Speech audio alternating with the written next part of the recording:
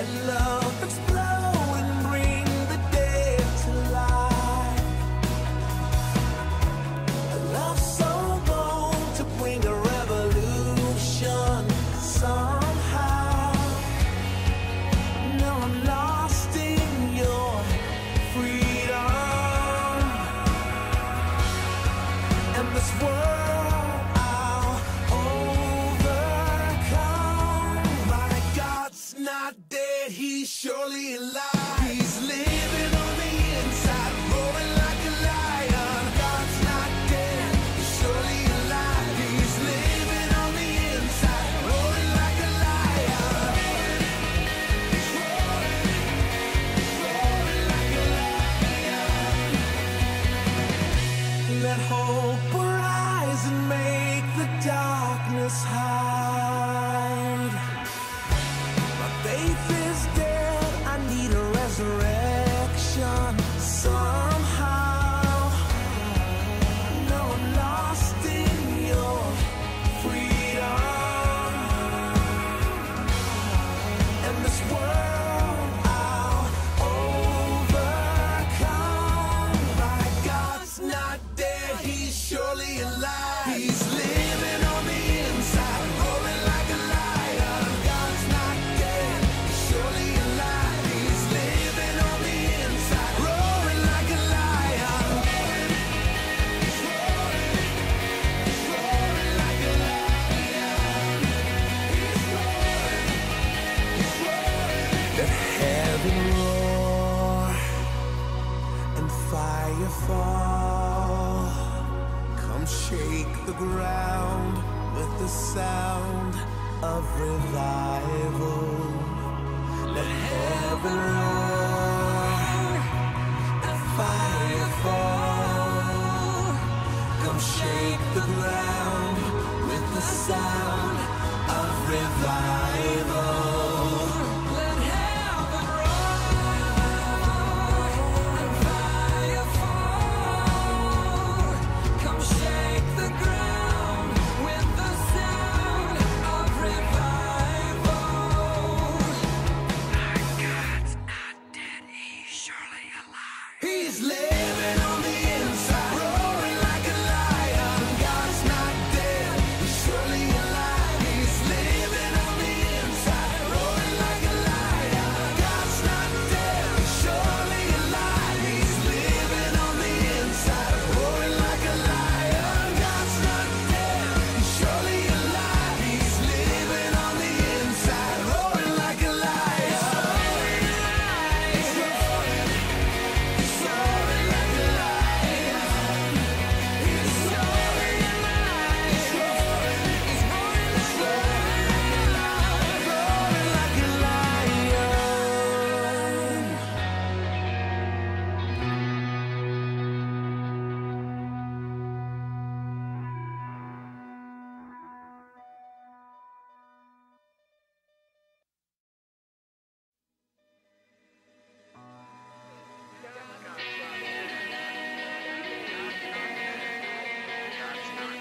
God's not dead.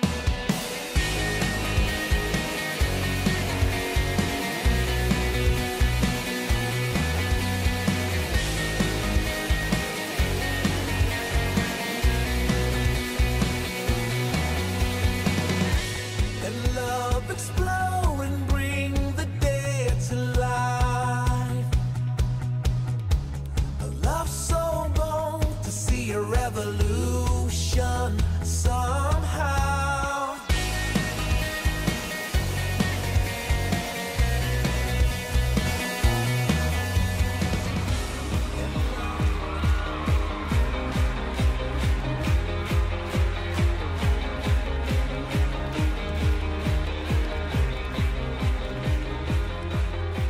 At break of day, in hope we rise, we speak your name.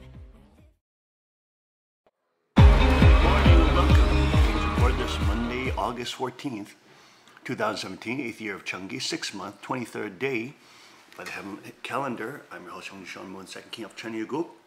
Let's go first to our AccuWeather forecast with Tim, the Agent Elder. Tim. Good morning. It's 57 degrees and a little bit of fog in the area of Chungi this morning.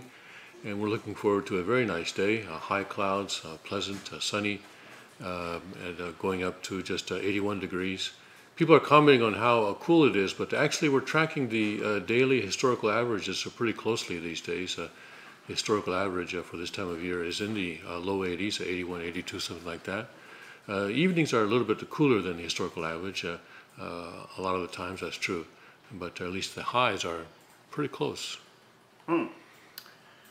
Well, it's been definitely more refreshing than in the weeks past, where we had the sweltering heat up to 90 degrees. Yes. Sometimes we had up to real field was about 100 degrees. wasn't Real it? field was over 100, yes. Oh my goodness, it was quite hot. I have to admit, I don't do so well in the superheat. I have to say, I sweat a lot. You know, there's people who when they train they sweat. They don't sweat a lot. There's people who do sweat a lot. I guess I have a type of metabolism that sweats a lot. So for me, hot weather is just, even if it's a little hot, I start sweating. And so it's very uncomfortable, you know, etc. And of course you can get skin rash and all that kind of thing. So it's not a fun thing being, you know, hot and humid every day. So when it does cool down, boy, goodness, that's such a relief. It's such a refreshing, healing relief. Oh, goodness. All right, Tim, thank you for that brief report about our AccuWeather forecast today. Will it rain today? It will not rain. Not today. Tonight, some, but not during the day. Tonight, it will rain a little bit. I'm going to have to throw on some coconut oil probably during the break. Check that out, everybody. Some coconut oil. It's from Crisco, but don't mind the company there. Probably don't want to buy from Crisco, although that's USD organic, okay? Even Crisco is forced to sell USD organic coconut oil now. Don't even get me started with Crisco and their company, starting with vegetable oil and literally increasing the heart disease of America, you know, tremendously. But that's a whole other thing. We showed that whole expose one time in the King Report. Do you remember that? The expose about vegetable oil and why saturated fats are good for you. Let's now go to our Rima today. Today we are in Micah. Micah 5 and 2, subsection called The Coming Messiah. Ooh. But you, Bethlehem, Ephratat, though you are little among the thousands of Judah, yet out of you shall come forth to me the one to be ruler in Israel, whose goings forth are from of old, from everlasting. Therefore he shall give them up until the time that she who is in labor has given birth. And the remnant of his brethren shall return to the children of Israel. And he shall stand and feed his flock in the strength of the Lord, in the majesty of the name of the Lord his God, and they shall abide. And now he shall be great to the ends of the earth, and this one shall be peace. Amen, Aju. So you see here, in the land of Judah, the Bethlehem and Ephraim, that's where you have the prophecy of Jesus come from Bethlehem right here. This is Micah 5. And of course you have, out of you shall come forth to me the one to be ruler. Look at this, there's a little side note here. Inexplicable Evidences, Robert Morris Page, 1903 to 70, the physicist known as the father of the U.S. radar, wrote, the authenticity of the writings of the prophets is established by such things as a prediction of highly significant events far in the future that would be accomplished only through a knowledge obtained but from a realm that is not subject to the laws of time as we know. One of the great evidences is a long series of prophecies concerning Jesus Messiah. These prophecies extend hundreds of years prior to the birth of Christ. They include a vast amount of detail concerning Christ himself, his nature, and the things he would do when he came. Things which to the natural world or scientific world remain to this day completely inexplicable. So that's where you have it here. Yet out of you shall come forth to me the one to be ruler in Israel, whose goings forth are from of old, from everlasting. Now that's a very important section here. This is, of course, the messianic expectation of the Jews. That the Messiah, excuse me, that the Messiah will actually come and rule Israel. He is a political leader as well. He is not just a spiritual leader like the Dalai Lama. The Dalai Lamas used to be political leaders. Dalai Lama, the current one, split that up and added more of a democracy system in, even though generally he disarms the public and I believe they do welfare and stuff like that. So anyways, it's not really a republic. Okay. But the Messiah is not just a spiritual leader. Okay. The Messiah is not just going to teach on spiritual things. But he will be a political leader. He will be a leader with much clout. He will be the ruler. He will rule. Okay. He won't just be a leader. He'll be the ruler of Israel. He will govern an entire nation. Okay. And you have people complaining about, when Father was on the earth, why isn't Father just a spiritual leader? Why is he involved in all this politics stuff? Why is he involved in all this business? Why is he involved in this or that? Why is he involved in that and this?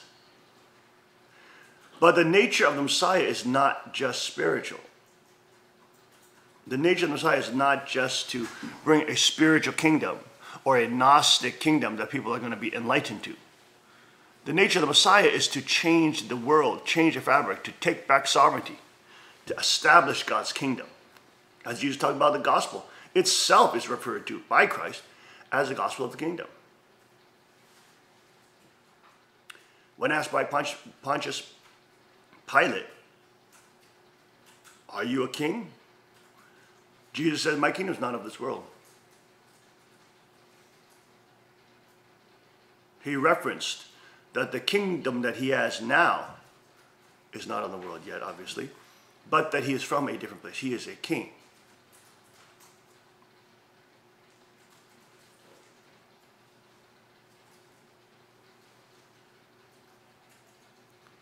The one to be the ruler of Israel, who's going forth, are from of old everlasting. Look at that. Who's going forth, are from of old, from everlasting. He acts in the manner. He becomes a substantial body of God. That the everlasting God, from everlasting, the everlasting God, is acting in and through him in this world. The creator of the universe is acting in and through this creation, this being.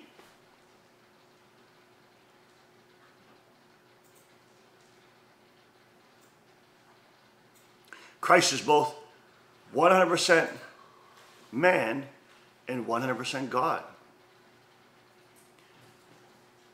Quite different from any other human being who may be made in the image of God, but is not God. Just like a computer simulation game, we have many, many characters. They are made in the image of the Creator, but the Creator can create his own character, which he can actually play himself to enter into that world. And that person, that digital avatar, is 100% digital man and 100% real man, namely the Creator. But you'll meet any other character in that universe, and they are not the Creator. They are made in the image of the Creator. See that difference? A very big difference. Therefore he shall give them up until the time that she who is in labor has given birth. Then the remnant of his brethren shall return to the children of Israel. You know, a lot of Christians say, how can you think of Jesus as being conceived? It's so dirty. How is the sperm and the egg coming together dirty? Beautiful. I mean, how is that dirty? This is the problem with Christianity. well, what the hell you? I mean, you're saying it's dirty, and then, well, you don't think a woman's bloody vagina is dirty when she's having a baby? So Jesus can't be stained by anything. What do you think? Mary he just popped out, or just like a hologram just came out of her, like some kind of matrix hologram or something? He passed through her vagina, her womb. I mean, these people have become so deified that it's like Mary, of course, been worshipping. Of course, that is a false Catholic doctrine. Number one, of her perpetual virginity. So even though she had other children with Joseph, they had sex, they're having sexual relations. His seed is being put into her. Yes, Mary has pubic hair.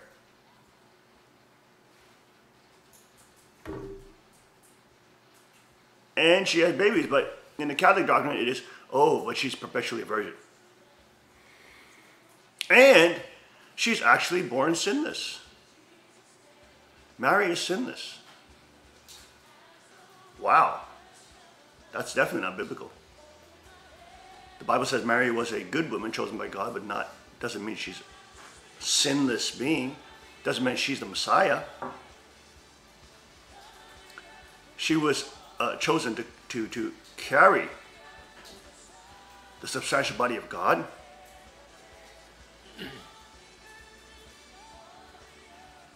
But to see the conception and sperm and egg meeting as dirty,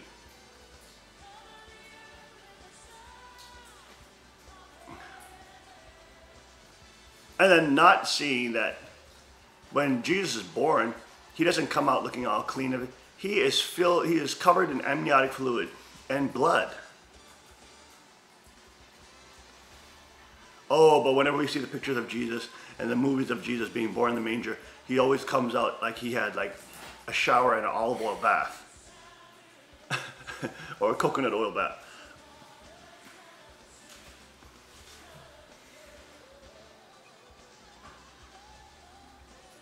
Yeah, there was no hot water in that manger, in that. Yeah, and it's just very, very unsanitary conditions. Mm-hmm.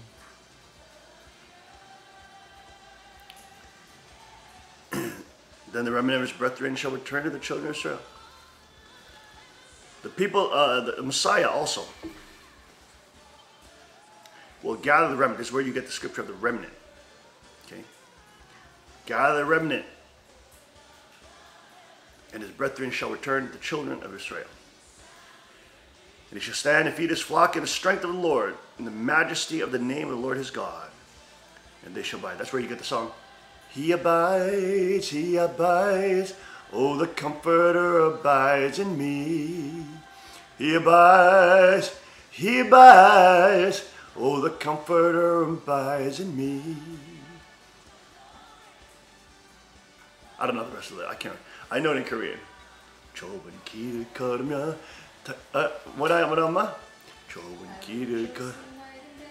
I'm rejoicing night and day as I walk the narrow path, as I walk the narrow way. Oh, the Comforter abides in me. We'll be right back after this short break. Stay with us.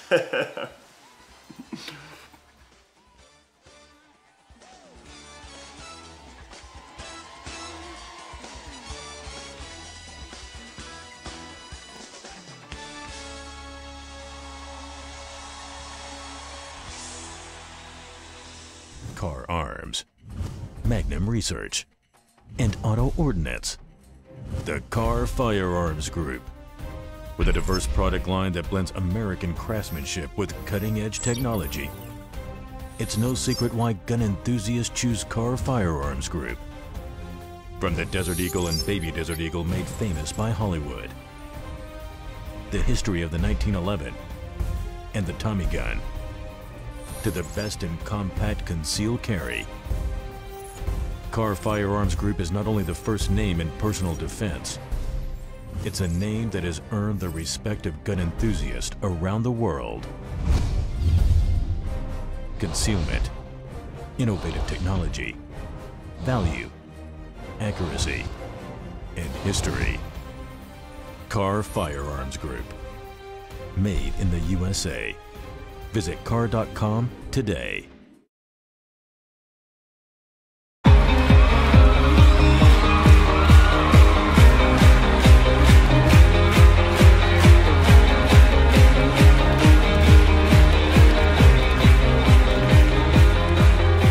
At break of day, in hope we rise, we speak your name.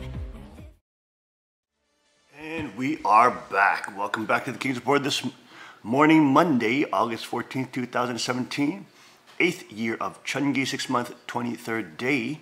By the heavenly calendar, I am your host, Hyung Sean Moon, the second king of Cheongguk. And we are now moving early to our headline news today. We have a special guest on the third hour. So let's try to actually get through most of the news today, which I have a bad habit of not being able to get all the way through because I start ranting about stuff because it is a crazy, crazy, crazy reality looking at the political Satanism. But top news on Drudge linked to the New York Times. Can you believe it? Hurt and angry Charlottesville, Brittany Kane on Sunday, Charlottesville tried to recover as the police in particular came for criticism. At church services, pastors urged their congregation to fill their lives with love, not hate, a message echoed by Governor Terry McAuliffe. The downtown mall, a pretty pedestrian plaza, was unusually quiet. People looked grief-stricken as state police officers in riot gear sat on a brick wall, taking a break in the midday sun. At Emancipation Park, where the so-called Unite the Right rally had been planned for Saturday around a statue of the Confederate General Robert E. Lee, city workers picked up trash. On Water Street, where authorities say the man from Ohio, James Alex Fields Jr., 20, took the life of Heather Heyer, 32, an impromptu memorial flowers lay in the middle of the road. And at City Hall, a planned news conference by Jason Kessler, the white nationalists who organized Saturday's rally, came to an abrupt end when a man wearing a plaid shirt punched him.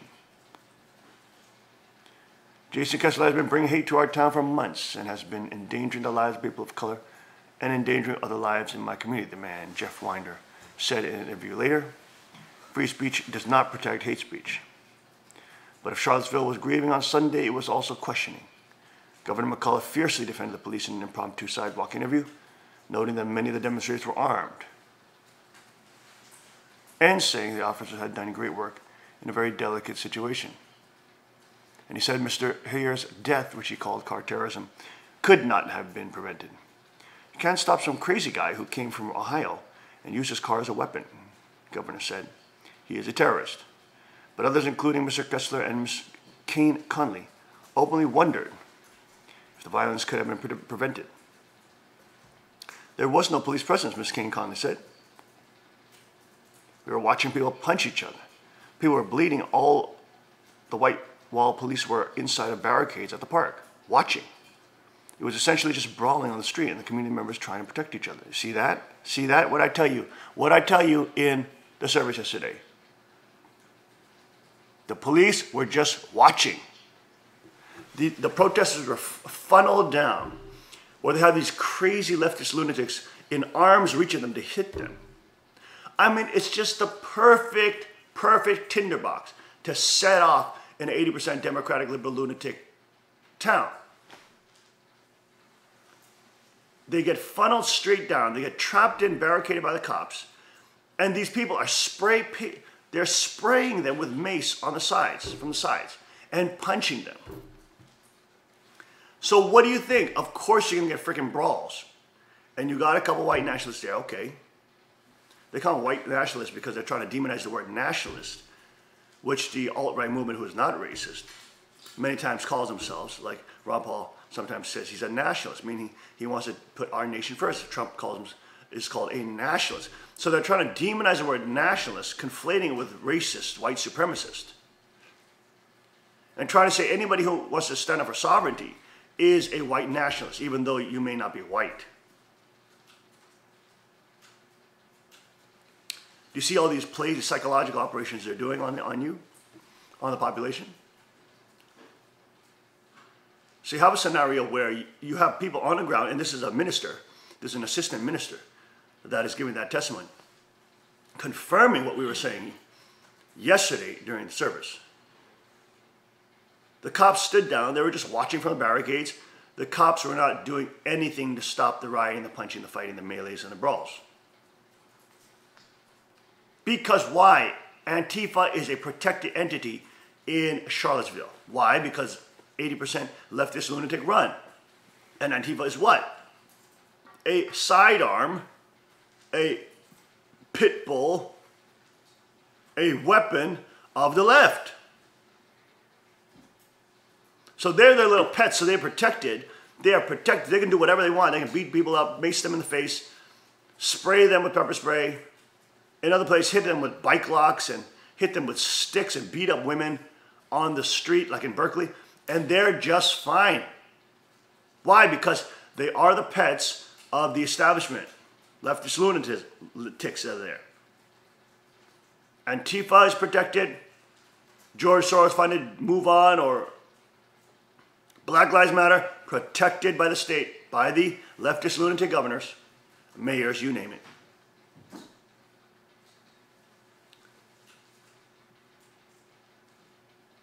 And that's what happens. Now, of course we decry political violence. Of course we decry these stupid white supremacists. Most white people don't sympathize with these people at all. They are fringe. They're literally like 0.001% of the whole white population.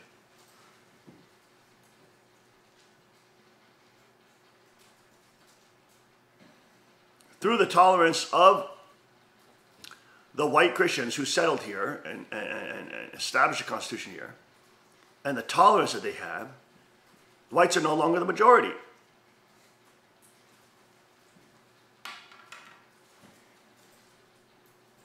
And in the modern day, there's hardly a white racist that you'll meet. And I'm saying that as a darker skinned Asian. As you say, I'm not a light skinned Asian, I'm a dark skinned Asian. In Korea, I'm considered black. Did you know that Asians are very racist?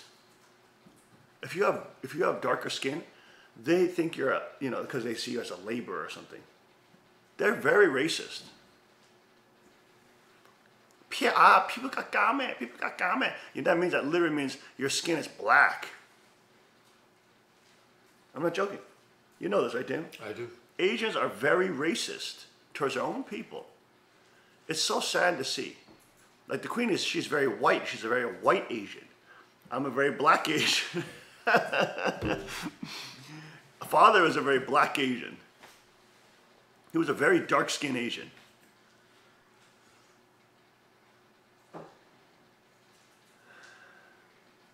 You know what I mean?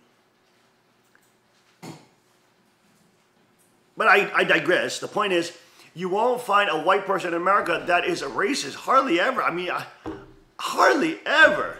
You may see the occasional nutbag Nazi, Ku Klux Klan, Democrat operative, CIA operative. The Ku Klux Klan not only being run by the Democrat Party before emancipation, but also in the 80s, some of the Grand Dragons were caught and they were known, that was mainstream news, as being working for the CIA.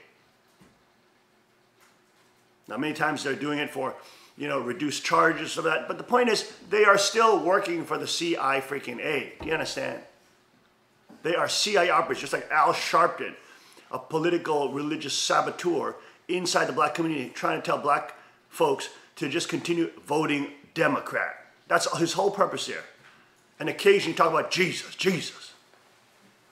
These people are political operatives who make lots of money and who get reduced jail time even though they're peddling drugs or visiting with prostitutes, and they get off with their sins by making deals with the devil and working for them.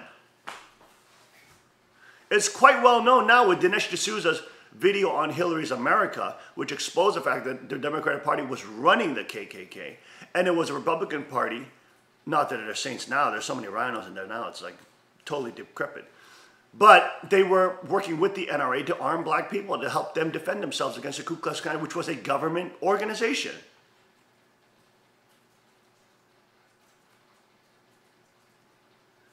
I mean, you can't make this stuff up. It's so ridiculous. It sounds so crazy. That's why people think I am crazy. I'm not crazy. This is historical fact.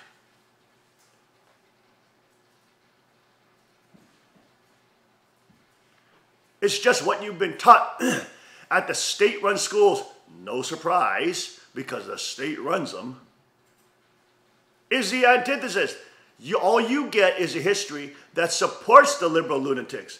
All you get is history that sees them as just trying to make the founding fathers liberal lunatics. No, the founding fathers never owned guns. They were just sometimes they occasionally hunted. What? Hello? They fought a war. Hello? They were soldiers. Hello? They were killing Brits who were totalitarians. Oh my gosh, I'm just total revisionism.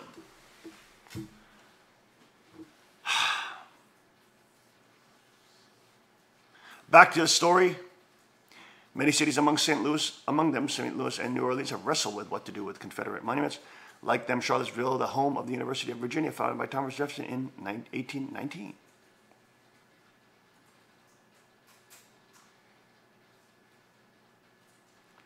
UV was founded by Thomas Jefferson in 1819.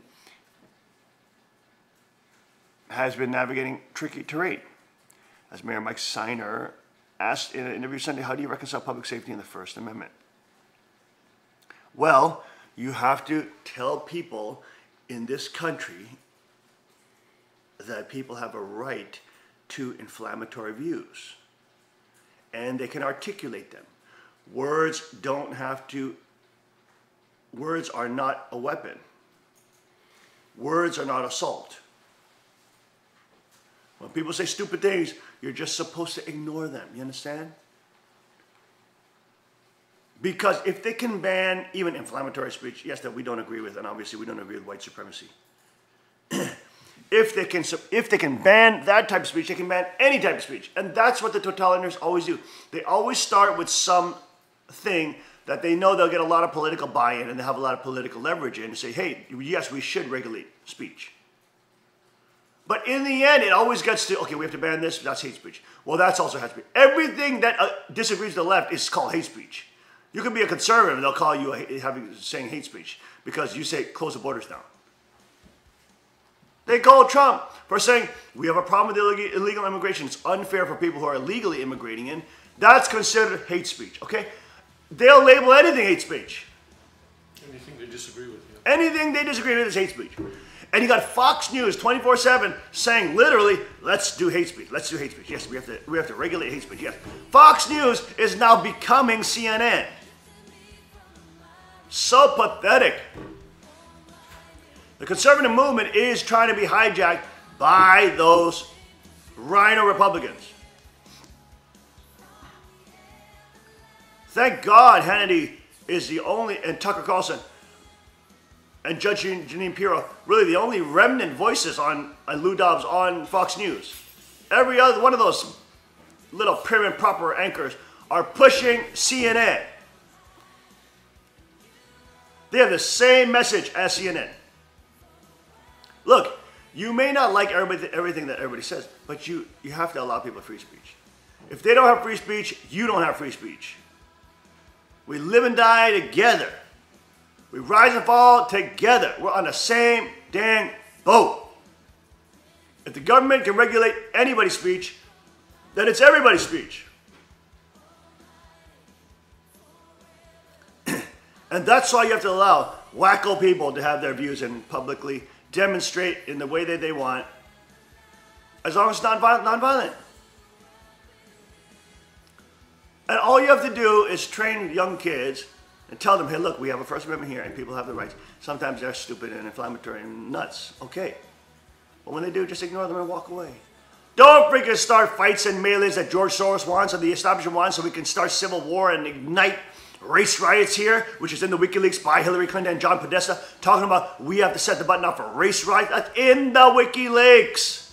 These people want to divide and conquer based on racial lines because they know that if they get us back to our subconscious tribalism, we won't be able to have transcendent consciousness that will transcend all these things and bring us together one nation under God. Our relationship with God allows us to transcend the stupid tribalism that is pagan. The Aztecs and Mayas were tribal. They were killing each other, same race, same peoples. The Native American tribes were killing each other too. They were basically of the same nation, same people. What allows us to transcend those things is the one and true God, the Creator, and the person of Jesus Christ. They allowed us to get beyond race, skin color, all those things, and allow us to be brothers and sisters in Christ. And for those who are not in Christ, we pray for them. We don't just genocide them. It's the JC ethic, the JC ethic, the Jesus Christ ethic. Transform society, transform civilization, transforms humanity into goodness, honor, integrity, patience, tolerance, humility before God, and love. It's the JC ethic that created America. Not the white supremacists, not the black supremacists, not the Hispanic supremacists. No, no supremacists. I'm talking about God, the supreme being, and the JC ethic.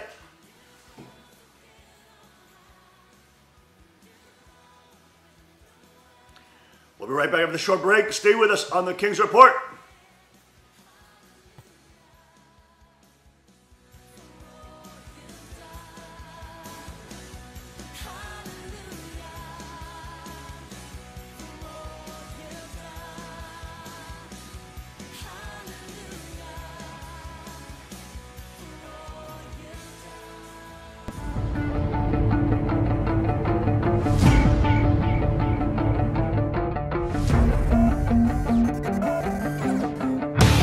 I'm down here at the range today. I just learned a new technique from the father of the .44 Magnum, Elmer Keith, which is called shooting out of the notch, which allows you to make really long distance shots and still have an extremely precise sight picture. So I brought my CW9 car down, and with this little gun, we're gonna shoot this little munchkin at 200 yards up in the hills, applying this technique, and hopefully we'll make the shot.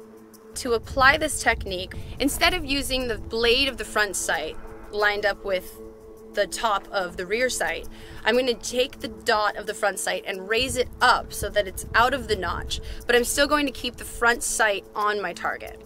Bringing that front sight up like that is going to compensate for the bullet drop over that excessively long distance with just this little gun.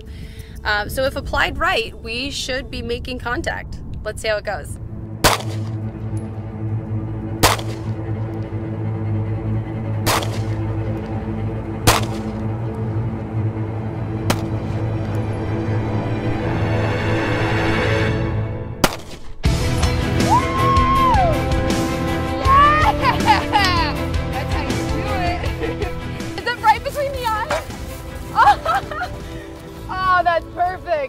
I saw this shot, so I'm a little bit out of breath because you gotta run to make sure that that is what I thought it was, and it was.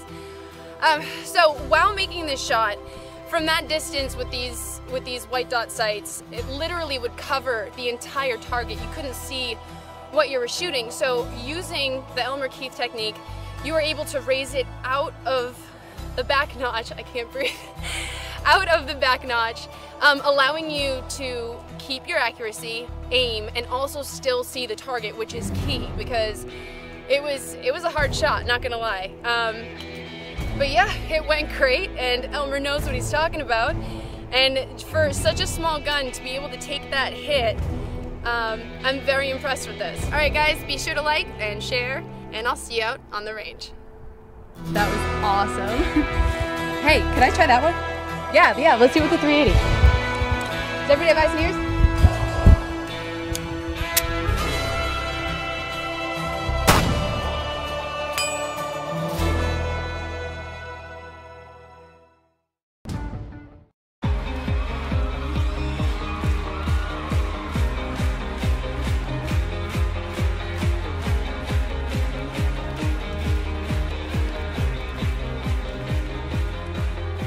At break of day, in hope we rise, we speak your name. And we are back. Welcome back to the King's Report this Monday, August 14, 2017. I am your host, Hyung-Jin Sean Moon, the second king of Cheongguk. Getting back to the article at the New York Times. Saturday was not the first time that white nationalists and white supremacists had rallied in Charlottesville. In May, Richard Spencer, a prominent white nationalist and a graduate of the University of Virginia, he's not a white nationalist, he's a white supremacist. There's a difference. You understand? They're trying to conflate these two words because many people on the Liberty Party or the Liberty Movement call themselves nationalists. So what they're trying to do is demonize the word nationalist into meaning white supremacist, which it doesn't mean. It means we just want to take care of our nation first. Before we start doing all these things and spending our own money everywhere else, we want to take care of the nation first. There they go. They're using subterfuge on the population. They're tricking the population to start psychologically associating the word nationalist with white supremacist. Because they know a lot of people in the freedom community call themselves nationalists, but not white nationalists. They call themselves just nationalists. They may be black nationalists, they may be Hispanic nationalists, they may be Asian nationalists, but they're not globalists, they're nationalists. But there they go doing their political, psychological operations. In May, Richard Spencer, a prominent white supremacist and a graduate of the University of Virginia, led a torchlit rally here, and last month the Ku Klux Klan came from North Carolina. You know these fools are running for the CIA. You know the CIA is contacting them. Not only because of the CIA ties for decades.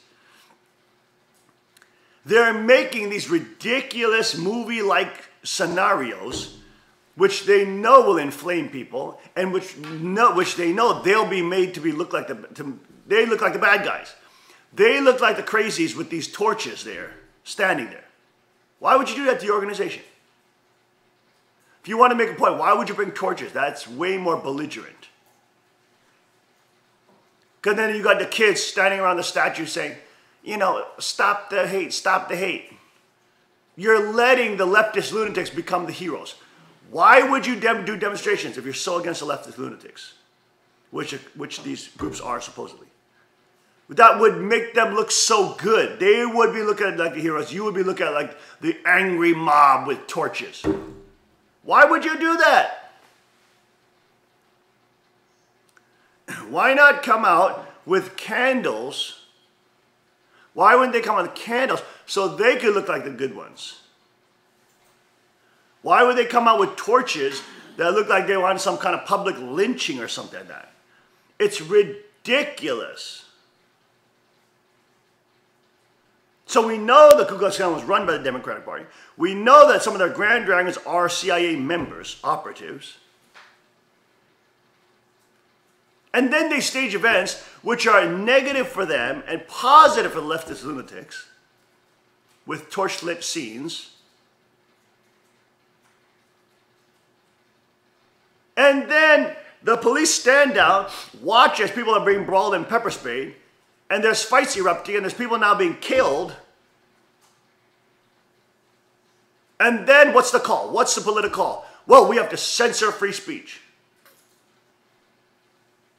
We have to censor freedom of assembly. We have to censor speech as hate speech. And who gets to define that? Who gets to decide what's hate speech? Well, who do you think? The establishment. So they could say having a conservative voice and criticizing the government is hate speech. according to the DSM-6 manual, or what, 5th or 6th manual? The newest manual. Diagnostic Statistical Manual of Psychological Disease. 5. Is it DSM-5? DSM-5.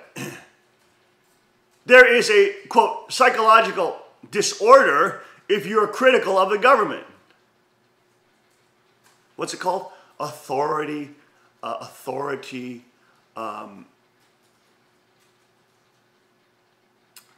disorder or something like that. It's just totally absurd. They find any which way to legitimize quelling and destroying their critics. Which is what? The state of affairs in a totalitarian autocratic nation. This is a reality.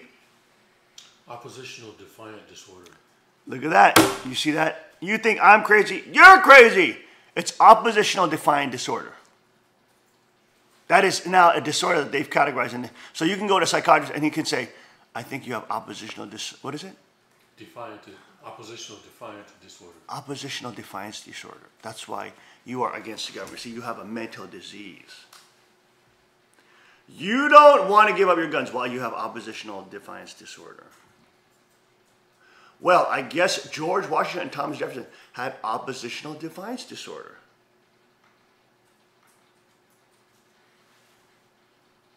You see how that works? Give me a break. Sensing there might be trouble, the city tried to deny Mr. Kessler's group a permit for Emancipation Park. Officials wanted the gathering in a larger park where they felt they could better control the crowd. But on Friday evening, a judge sided with Mr. Kessler. Mayor Signer would later lament on Twitter that it was a fateful turn of events. This is exactly why city tried to change venue to McIntyre, he wrote. On Saturday morning at sunrise, well, as if the politicians are really caring for the citizens. They told the freaking cops to stand down. The cops were doing nothing. Why? Because Antifa and George Soros funded BLM are a part of the state. They're a part of the leftist lunatic 80% Democrat Charlottesville. They are protected species in category there. They can enact violence on other people, that's fine. But anybody else tries to defend himself, you're the culprit. You are the assaulter. You can have these wackos coming out of college, brainwashed because of their Marxist professors, walking around saying that they're liberal when they're Marxists and want to do violent revolution, want to throw bricks at people and hit people with bike locks and hit women with two-handed sticks like they were doing in Berkeley. These people are ridiculous.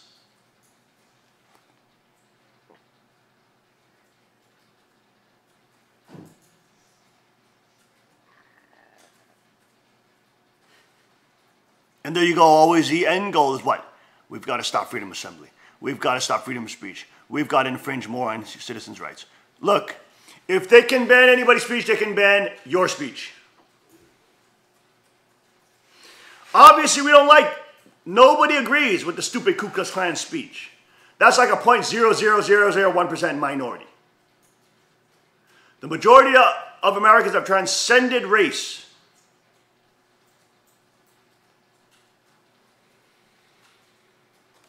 Guess who are the ones who are fighting for emancipation? Guess who are the ones who are fighting for the rights of blacks and arming them? It was Christians. Not secular atheists, not evolution, not Darwinians. Of course, you had some of them there, too. A lot of people who are into Darwin become very racist because they believe that the intellectual class is a higher species. Did you know that? And then they justify it as evolution of the species. That people with lower IQ, namely Africans, this is what they're basically saying, are a lower form of evolution, and that their Darwinian class, Freud, Edward Bernays, Darwin. These people are all eugenicists. What do you think eugenics is about? They're justifying racism through a scientific lens and evolution. Because if you believe in evolution, then you believe that there's a lower form of the species and a higher form of the species that's evolving. You see that? And since, on average, Africans may have a lower IQ by the standards of Western IQ testing, then whites, well, see, they're inferior then. See how that works? So if you really take evolution seriously, you're a racist. If you really take evolution and Darwinism seriously, you have to take eugenics. You have to believe in eugenics, which is the reason why a lot of these elites believe in eugenics, thinking that they're the ones that are the top and apex of the species. Which is the reason why they believe in also depopulation and killing off black people, poor black people in Africa. They'll never say it like that, but that's essentially what they're doing.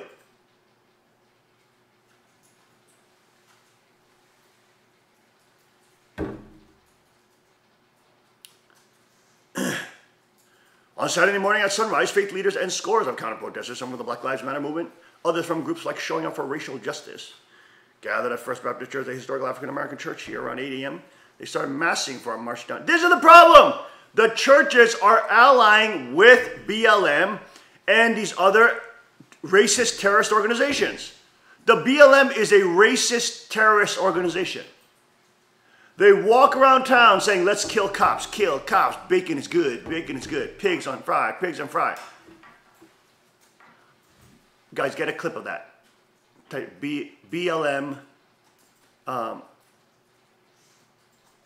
pigs will fry.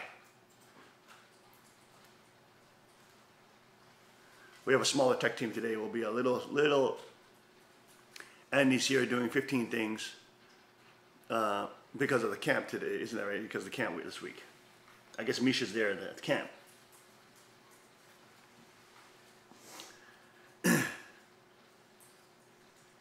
But just so insane. You have the churches, which are also run, state-run, and liberal lunatic run, whose pastors get approved and promoted and get federal funding, the more they are leftist lunatic and communist. Social Marxists. And then, of course, you have Black Lives Matter, which is a George Soros-funded organization. Now he's now upped the funding 2 times. Millions and millions and millions of dollars to that organization, which literally is trying to start race riots in this country.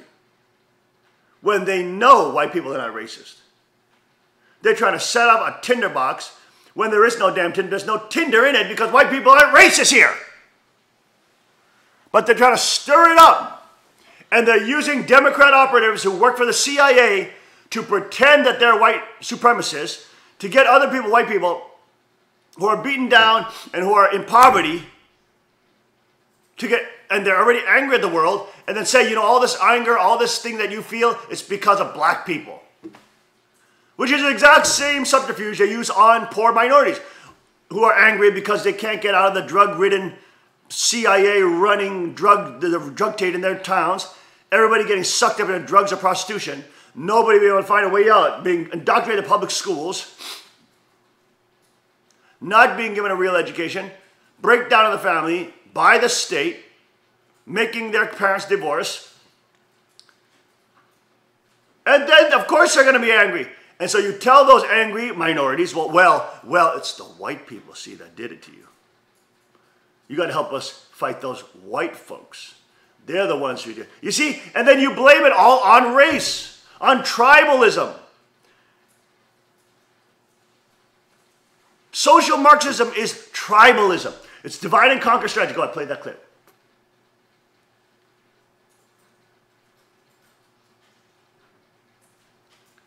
Go ahead, play that clip. There it is. Bring it on screen. There it is.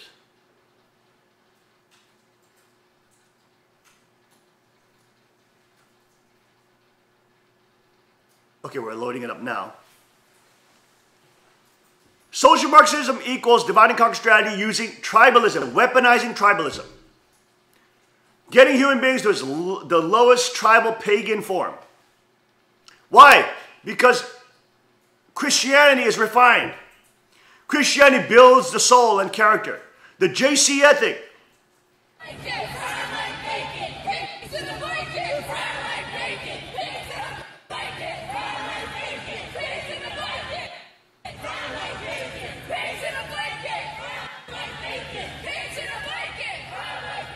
Okay, you see they're saying pigs in a blanket. Okay, stop it. Pigs in a blanket, fry them like bacon. And you have the police in front of them. That's a police car in front of them. You see that? Oh, their speech, that's not hate speech. Saying cops in a blanket, that means they're dead, by the way. Kill them so they're in a blanket, covered, a coroner's blanket. Kill them so they're dead and fry them like bacon. How the hell do you get away with saying that kind of stuff in front of the damn cops? Unless they're told to stand down by the politicians. Because the BLM is a radical wing of the leftist lunatic party. This is ridiculous. That is in America, Tim. Can you see that? You see that video? Yes, I did. People think I'm crazy. I'm not crazy. I have a grasp of what's happening in reality.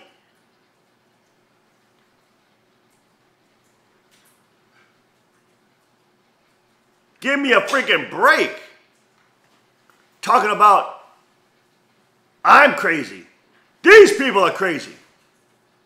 How is it that in America you can say we want dead cops, pigs in a lead blanket, and fry them like bacon, and the cops are told to stand down? Okay, if hate speech is going to be regulated, that speech has to be regulated then. If you're calling for imminent violence, that of course is not protected by First Amendment. If you're calling, hey, we want death now to these people. If you're calling for imminent violence, you are no longer just speaking anymore. You are telling people to act in violent forms. Now that, of course, is regulated. Okay? But if you're expressing an opinion, even though it's disgusting, it still is protected. Because if they can take away that and call that hate speech, they can call anything they don't like, which disagrees with them, anything that's against the establishment is hate speech. And you can see it. You can see it how CNN labels anybody who's against them as hate mongers. Anybody who's against a leftist lunatic's philosophy is a hate monger. Anybody who's against the weakness of the philosophy of relativism is a hate monger. This is the state of affairs that we are in. We'll be right back after this short break. Stay with us on the King's Report.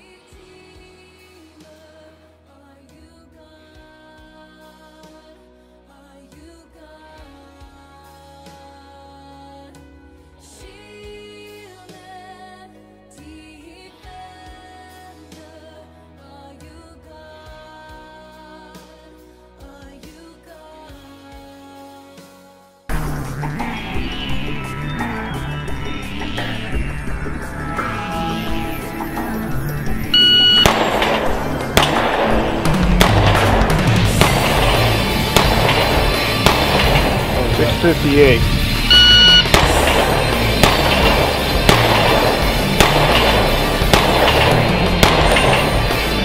$6.14.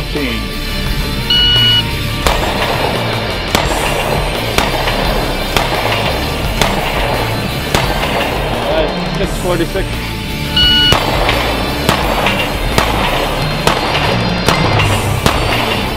Time 471. Hello folks, I'm Justin Moon, the president of KAR Firearms Group, and today I've got the PM40 with True Glow night sights, and look at that, Magna porting. Look at that porting on that. This is our standard PM40 with the day sights, but now this model with the Magna porting and the True Glow night sights. What a difference.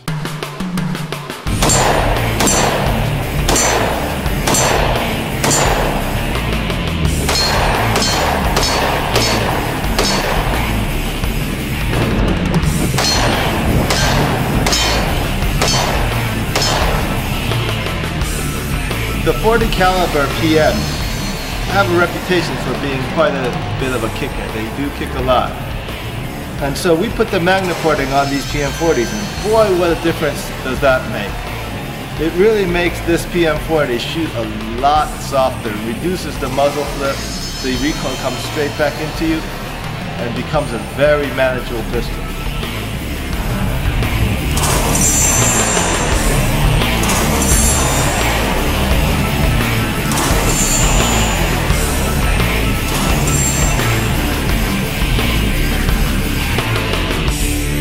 Car Arms, Magnum Research, and Auto Ordnance. The Car Firearms Group. With a diverse product line that blends American craftsmanship with cutting-edge technology. It's no secret why gun enthusiasts choose Car Firearms Group.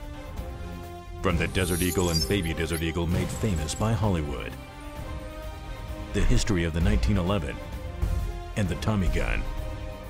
To the best in compact concealed carry. Car Firearms Group is not only the first name in personal defense, it's a name that has earned the respect of gun enthusiasts around the world. Concealment, innovative technology, value, accuracy, and history. Car Firearms Group. Made in the USA. Visit car.com today.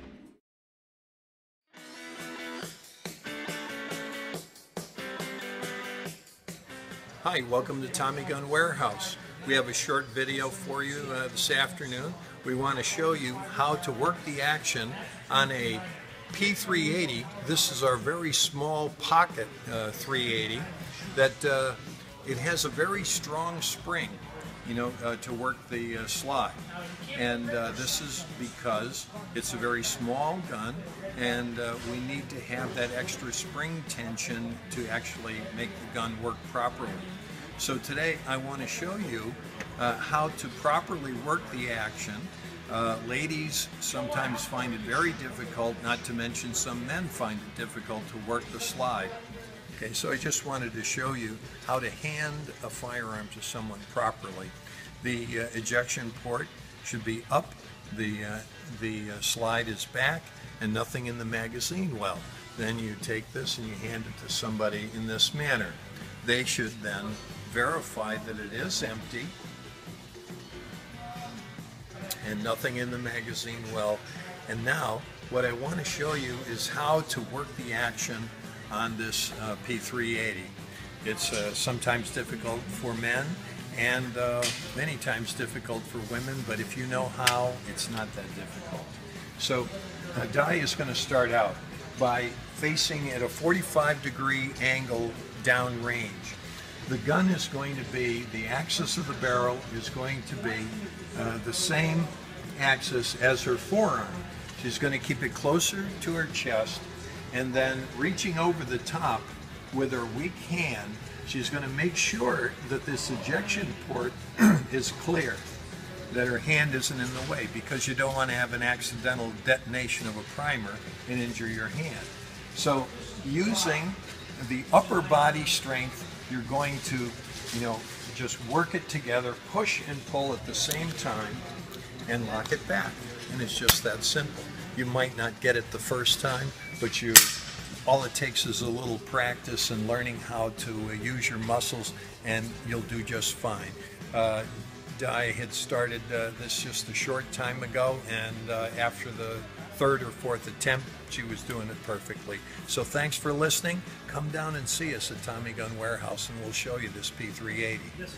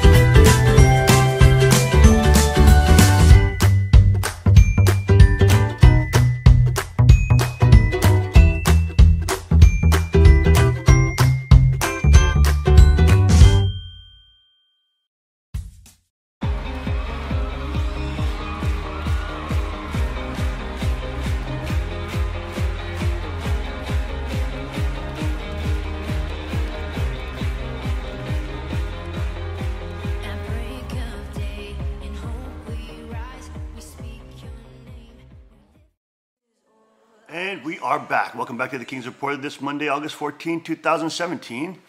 I'm your host, Sean Moon, the second king of Chaniguk. Back to this article across town. The white supremacists were gathering for their own trek to the Emancipation Park for a rally that was not supposed to begin until noon. I'm tired of seeing white people pushed around, said one man, Ted, who refused to give us. This is what's happening. You're getting a depressed economy where white people now can't find jobs. You're blaming them for every freaking ill of humanity. It's always the white man's fault. So they're getting pissed. They're saying, stop treading on me. I didn't do anything to you. Stop blaming me for every one of your problems. And because they're angry, they're easier to suck into tribalism and real white supremacy, real white racism. So by the left doing this, they're increasing the amount of white supremacists, which of course is done by design because they want to divide and conquer and create race riots. That's in the WikiLeaks by Hillary Clinton.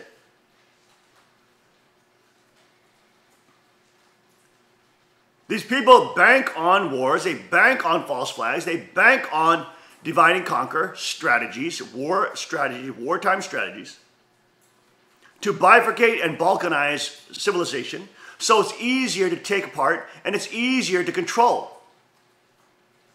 And their vision for American humanity is where we live in these big ghettos.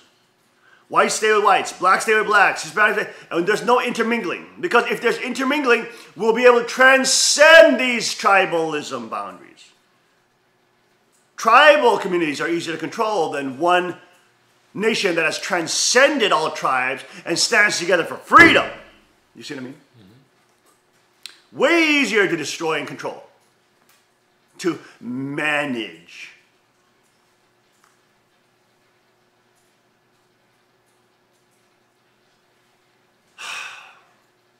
By the time both groups converged on the park, a line of camouflage-clad militia members toting assault rifles were standing outside the park, looking very much like an invading army. They had better equipment than our state police had, Mr. McAuliffe said. As white nationalists massed in the park, Miss Kane Conley and other members of the clergy locked arms in the street. Behind them were hundreds of protesters, including black-clad, helmet-wearing members of the far left known as Antifa. And they're protected. Brian Moran, Virginia Secretary of Public Safety and Homeland Security, was watching the events from a command post on the 6th floor of Wells Fargo Bank on the downtown mall. There were sporadic fights. I compared it to hockey. He said often in hockey there are sporadic fights and then they separate. Suddenly people, yeah, but this is ridiculous. This is supposed to be a political event. This is called assault. It's not just sporadic hockey fights. Look how they're downplaying this as sporadic hockey fights from the Secretary of Public Safety and Homeland Security. He's not even stopping people from being assaulted. He doesn't care. He's laughing at it, watching it, sipping on coffee from his Wells Fargo office from the 6th floor, laughing and watching it as entertainment, as he calls it, it's sporadic hockey fights. No, they're being assaulted. People are being assaulted on the street, and the cops are supposed to stop that. Both ways. You're supposed to stop people from getting assaulted. But they're just letting it gestate and boil and boil and boil until it boils over and just blows up. Because George Soros gives you double time money if you can blow things up.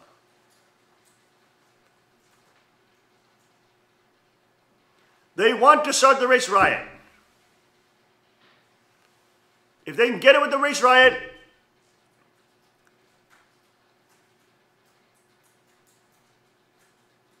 they will be happy. If they fail with the race riot, of course, they're not going to stop there. They're going to go like the underground, Weather Underground, and actually do terror bombs and become one with ISIS, literally, and do jihadi bombs. So they have a whole progression of stages that they're ready for. Because this is the violent far left. This is the radical far left. This is the extremist terrorist far left. Saul Alinsky, Hillary Clinton's mentor, talking about literally blowing up things, literally using violence and quote, revolution to take over society.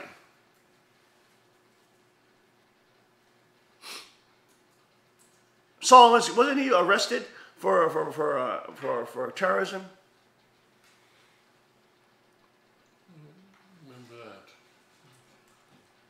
We'll look that up now.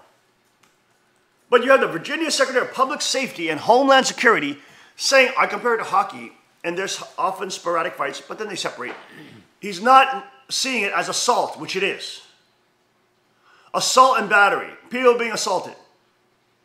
Cops are told to stand down because Antifa's there, because BLM's there, because they're on the payroll of George Soros and this liberal lunatic. We know the Democratic Party is in the payroll of George Soros. We know all those politicians are receiving money from his nonprofit organizations. Open Society, when it's really pushing foreclosed society. They want culturally, what they want Open Society means for them is sexual deviance. That's what Open Society means. Open Society for them means pedophilia, raping young children, that's fine. That's the fruit of multiculturalism for them. Open Society does not mean that all views are welcome. Open Society does not mean that you have the right to bear arms. Open Society does not mean you can hold public property. I'm sorry, you can hold private property. You can own private property.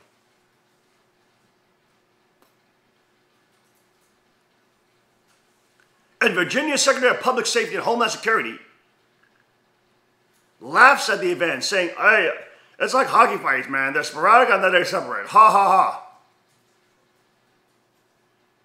You're not doing your job. You're supposed to be the freaking Secretary of Public Safety and Homeland Security. But nobody's going to demand his resignation because everybody's a leftist lunatic there voting 80% Democrat. This is a complete show. This is a complete farce. This is complete fakery. This is a complete mockery of human decency and human will. I don't see that Alinsky was actually arrested himself. Okay, so but he encouraged radical leaders to be arrested, get themselves arrested, and then exploit the publicity derived from the arrest for their purpose. There you go. And of course, we know the Weather Underground was influenced greatly by his teachings. Suddenly, people were throwing water bottles, some filled with urine, some used pepper spray. From his perch on the 6th floor, Mr. Moran saw smoke bombs being thrown. People started clubbing one another. The clergy retreated to a safe house at a restaurant nearby. But according to many witnesses, the police waited to intervene. Waited. Yes, they waited. Miss Kane Conley, who was the minister there, assistant minister, called it fascinating and appalling. Yeah, even they're complaining. What are the cops doing? Why are the cops waiting to intervene? Why are the cops? There's assault battery. There's items being thrown at people. There's freaking, assault on many levels happening. People being punched, attacked, pepper sprayed. And the police are just waiting and watching. What did I tell you yesterday? That's now top news on Drudge. In a statement, he said the authorities had exacerbated the violence by failing to separate his followers from counter-protesters. Exactly! They were not, the whole point was to get them to fight. They funneled them in like a little pathway down. They had the violent protesters on the side, spitting at them, throwing urine on them, pepper spraying them, punching them. So what the hell do you think? Of course they're going to fight back. Then they're going to use the publicity of that event, which is a staged false flag attack, basically attack, propaganda attack, to then call for the abolition of free speech and the abolition of free assembly.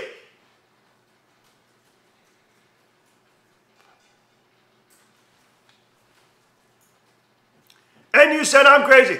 I am vindicated. Our breakdown was on point. The alternative news breakdown was on point. Bam, right there.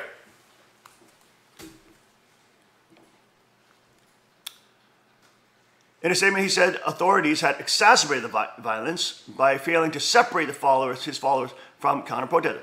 He said his group had networked with law enforcement officials months ago on a plan for maintaining safety, which he said was not followed, and he called for the police under-equipped for the situation. They were told to stand down.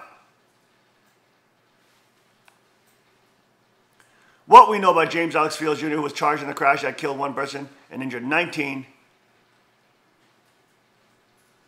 11:22, Mr. Moran called the governor and asked him to declare a state of emergency.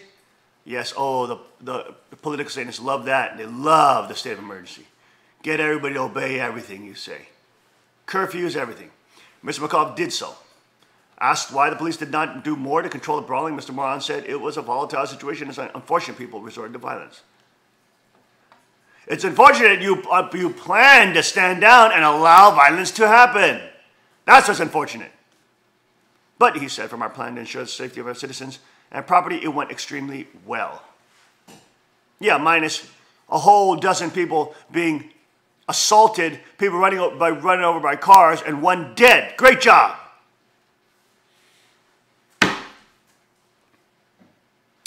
Corinne Geller, a spokeswoman for the state police, said it may have looked like a lot of our folks were standing around because of the sheer number of officers on the scene. But there were other troopers and law enforcement officers who were responding to incidents as they arose. Funny how none of those are captured on film. The moment the emergency was declared, police officers started announcing on loudspeakers that the gathering was unlawful assembly and called for the crowds to disperse, cutting off the rally before it officially began. Both Mr. Moran and Mr. McAuliffe said the police needed time to get the demonstrators out of the park, off the streets before riot police officers could move in. As the riot police pushed protesters back, Miss Kane Conley and her fellow clergy members were regrouping inside the restaurant. Suddenly, a woman rushed in, screaming that there had been a terrible car crash on Water Street nearby. There were bodies everywhere, said Reverend Seth Wispelway of Sojourners United Church of Christ, who rushed to the scene. There was blood and glass all over the street. Mr. Fields, who the authorities say was driving the car, has been charged with second-degree murder. He served briefly in the Army. Military records show a former high school teacher of his in Kentucky said that when Mr. Field was a freshman, he wrote a report for a class very much along the party lines of the neo-Nazi movement. The woman who was killed, Miss Hare, worked as a paralegal and was known as a strong, sensitive woman who stood up against any type of discrimination, her supervisor said. The Justice Department has opened a civil rights investigation. Marches in support of the counter-protesters were held across the country on Sunday. In some cities, conservative groups also gathered. We'll be right back after this short break. Stay with us on the King's Report.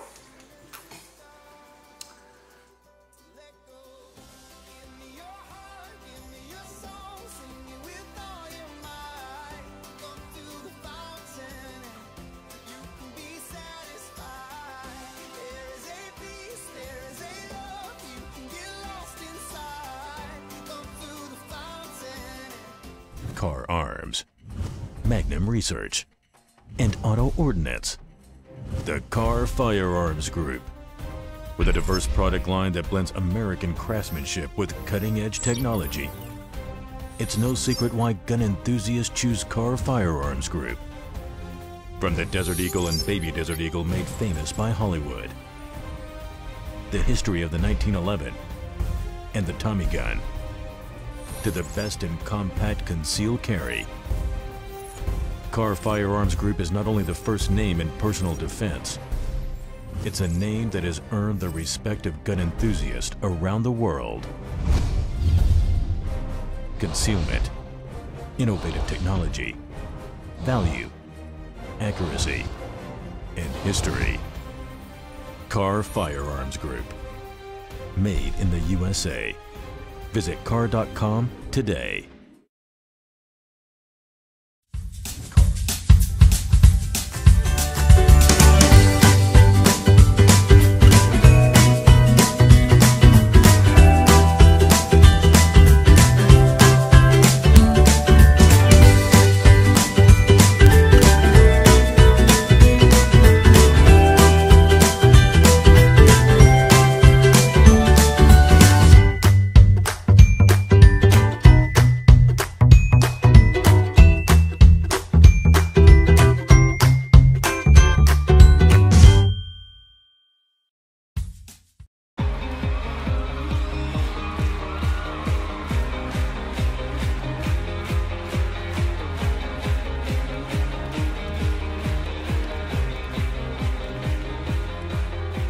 At break of day, in hope we rise, we speak your name. And we are back. Welcome back to the King's Report this morning, Monday, August 14, 2017. I'm your host, Hyung Sean Moon, the second king of Cheongguk. And back to the end of our new article. Top news on drudgeport.com. Here in Charlottesville, as people try to make sense of it all, a vigil for Miss Hare was canceled. It's organized said because of the threat or rumor of more white nationalist activity, white supremacist activity. Still, people here want the nation to know that this was not the Charlottesville they knew and loved. Heather Hutton's blue eyes filled with tears as she walked away from the memorial to Miss Hare. It just hurts. Miss Sutton 52 said, wiping the tears away, it hurts us all as a town. But you have the New York Times and CNN to thank for, because of their decades and years and years and years of trashing white people and supporting and allowing a spokespiece for all those racists who just blame normal white people for every ill in their life. CNN has continued to push that narrative. MSNBC, New York Times, WAPO, all of them. Thank you for starting this violent riot and increasing white supremacy in America. Great job, CNN and New York Times. Southern Poverty Law Center. Thanks to you lunatics and far left organizers, you now have whole populations of disgruntled white folks who've been blamed for everything under the sun. Every social income problem you have is blamed on white folk. And if, at some point they're going to say, you know what, screw this. I'm angry. I'm angry at all this crap. Yeah, you know what, they want to call me racist, fine, I'll be racist. It's a self-fulfilling prophecy, and they know that.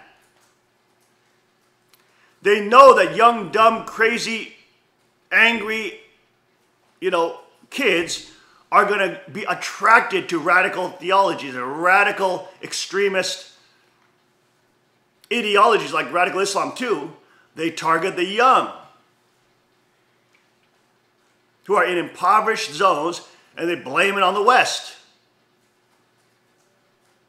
And they get these kids to adopt a radical Islamic ideology, which then eventually leads them to blowing themselves up in bombs, thinking that they'll get 472 virgins in paradise.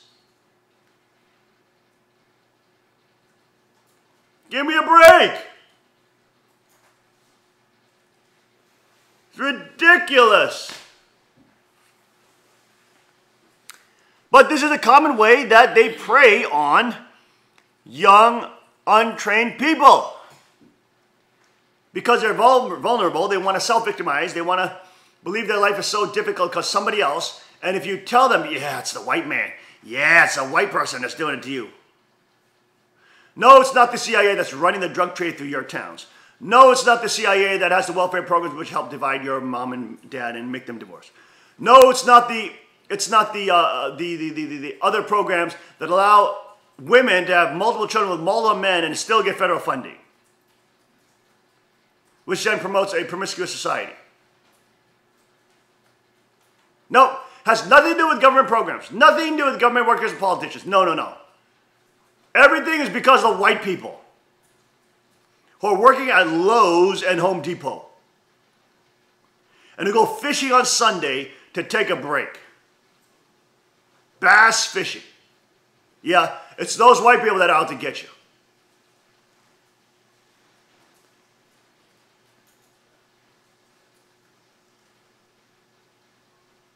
It's not the public school officials who are teaching your children social Marxism and gender dysphoria,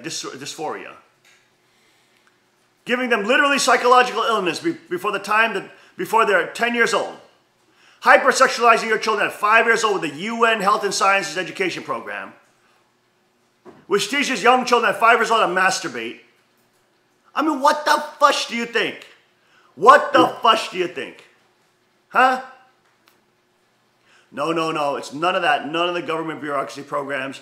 None of the government institutions. No, no. They're all good. They're all wonderful. They all love you. They're all taking care of you.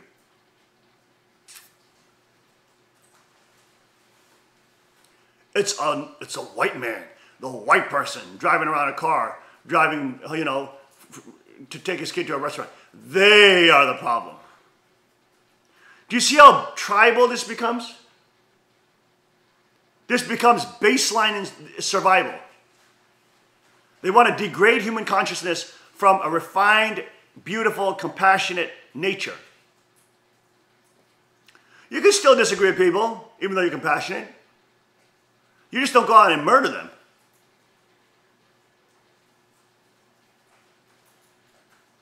We call out the family fraud all the time. We expose, the Han Mother's heresy from the beginning. But that doesn't mean we go and genocide them. Even in Cheongguk, they will be tried before a court of law for, of course, treason and usurpation, all those kind of things. Those are treasonable offenses, obviously. But they would have a court of law and they would have a jury by their peers. They would have their day in court. It's not like the liberal lunatic leftists, who anybody who disagrees with them is a hate crime and you should be imprisoned. What do you think the FEMA camps were for?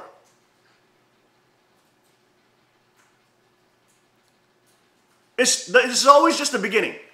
The beginning is always banning speech, telling what words you can and cannot say. Controlling language means controlling you.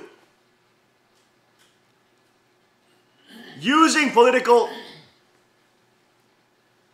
ammunition like this, or events like this, which of course were cultivated, like in a petri dish, cultivated to bloom and blossom in this format, where they can use it politically to then justify censoring free speech, justify censoring what? Free assembly, which means what? They can justify Google censoring free speech on the internet. They can justify YouTube censoring conservative views on the internet. They're all part of the same cabal, working for one another, patting each other back, saying, hee hee, with their secret handshakes, laughing at each other, grinning and winking at each other. Bing, bing, yeah, good job, good job. They're not out for human freedom. They're out for human control.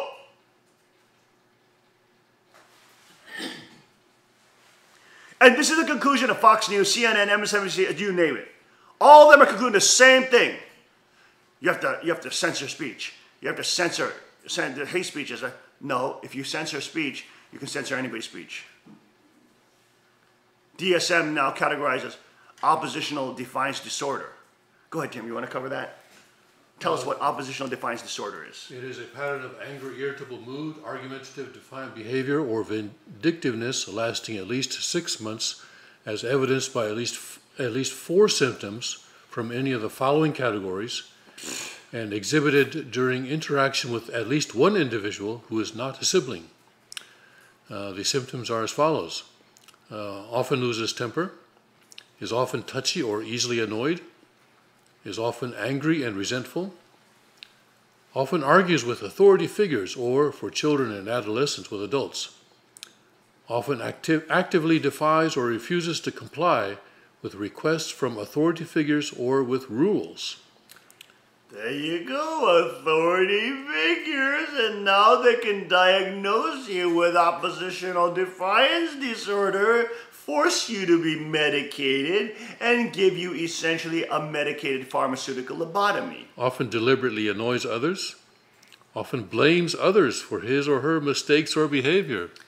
Ooh, don't ever blame public officials now. Has been spiteful or vindictive at least twice within the last 6 months. Don't be angry at what the politicians do. Get your calendars out. Run the drug trade through your towns and make your parents divorce and implode your family and hypersexualize your children so that they can become, sexually active and destroy their potential future of marriage. No, don't be angry at that. You have to be happy about that. We're just farming you, that's all, okay? We're just farming you. Stop being so defiant. Would you like your medication now? Doctor, please come in.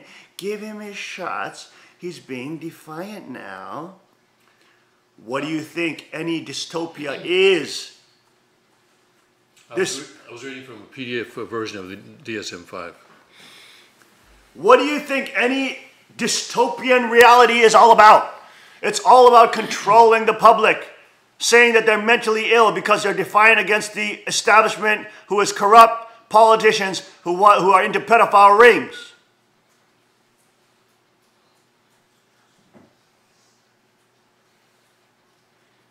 Give me a freaking break! Ridiculous!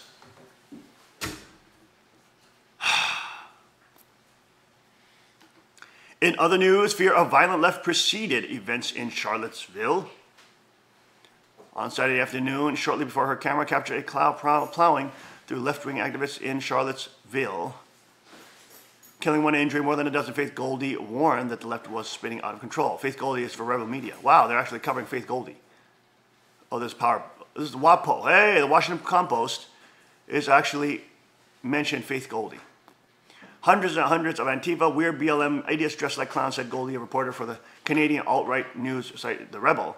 This is okay as long as you're not the alt-right. The alt-right wasn't allowed to demonstrate any show of force.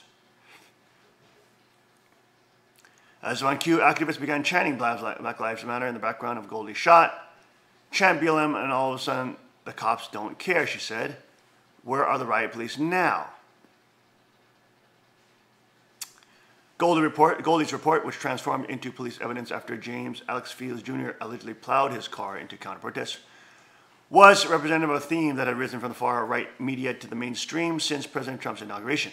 The growth of Antifa, a loose and often ad hoc network of left-wing anti-fascist groups, has been covered as a rising danger to law and order, a justification for alt-right organizations to organize armed rallies, and for ordinary Americans to arm themselves, too. Well, we just have them on video beating white girls up in Berkeley with freaking sticks, 6-foot poles. Well, we just have them on video bike lock hitting people. We just have them on video spraying innocent people while they're doing TV interviews. Hello, there's tons of evidence that Antifa are terrorists. They're assaulting people who are not any harm to them. Ridiculous. The Antifa concept has existed for almost as long as fascism itself, but in the wake of Trump's victory, organizers claim to be seeing an influx in new energy and new recruits. In the lead up to the inauguration day, considered around the country, Sting artist James O'Keefe released video of DC anti-fascist organizers plotting January 20 disruptions. Even as they face questions from law enforcement, Antifa allies use black bloc tactics to range across the area just outside the inaugural parade, donning masks, smashing windows, and burning cars. And of course, the left never decries them. The inauguration day actions included an assault on white nationalist leader Richard Spencer. Footage of the event went viral, but video of the property damage took on greater import, as some conservatives began using it to portray an out-of-control left. Weeks after the inauguration, Antifa activists committed $100,000 in property damage and several assaults and protests that shut down the University of California, Berkeley. Speech by then Breitbart editor Milo Yiannopoulos. In a February 24th speech at the Conservative Political Action Conference, the National Rifle Association, Wayne Lapierre linked those events with incidents of people being attacked if they supported the president. Right now, what?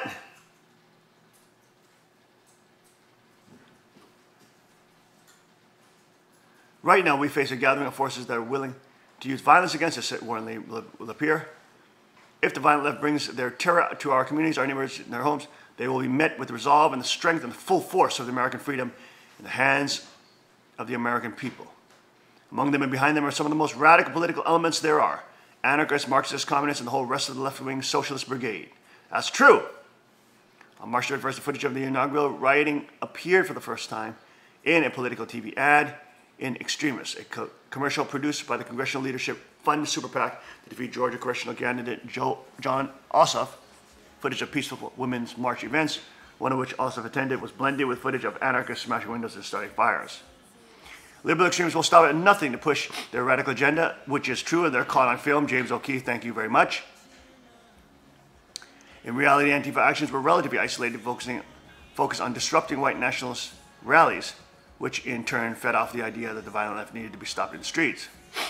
Several high-profile rallies transformed into brawls. No, that's not the problem with Antifa. Is they're being funded by George Soros, who we know implodes over 100 different economies. Just last year, he imploded Ukraine by what? Funding BLM-like groups, Antifa-like groups, to now put a neo-Nazi in as the ruler. You can't make this stuff up.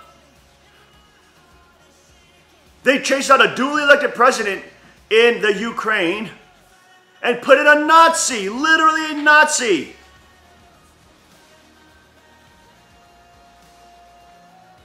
And that was all done by George Soros and his political meddling. And Antifa and Black Lives Matter are funded by Soros organizations. No, but none of that is ever written into these articles, right? They're always fighting the white supremacists. No, they're not. They're terrorizing normal conservatives, just attacking normal conservatives in a rally. That's all on film.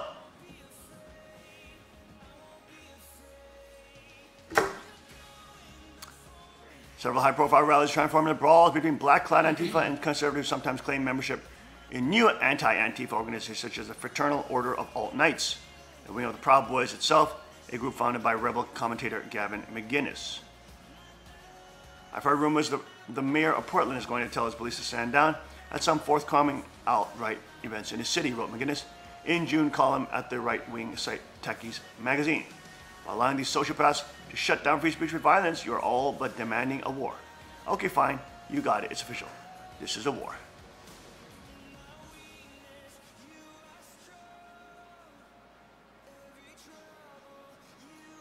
In the hours after the Charlottesville disaster, President Trump pointed condemnation of many sides for the violence, baffled some Republicans on Twitter. Frequent Trump critics such as Representative Justin Amash and Senator Sash asked why the president could not specifically condemn white supremacists or neo-Nazis, making clear who had allegedly committed murder at the protest.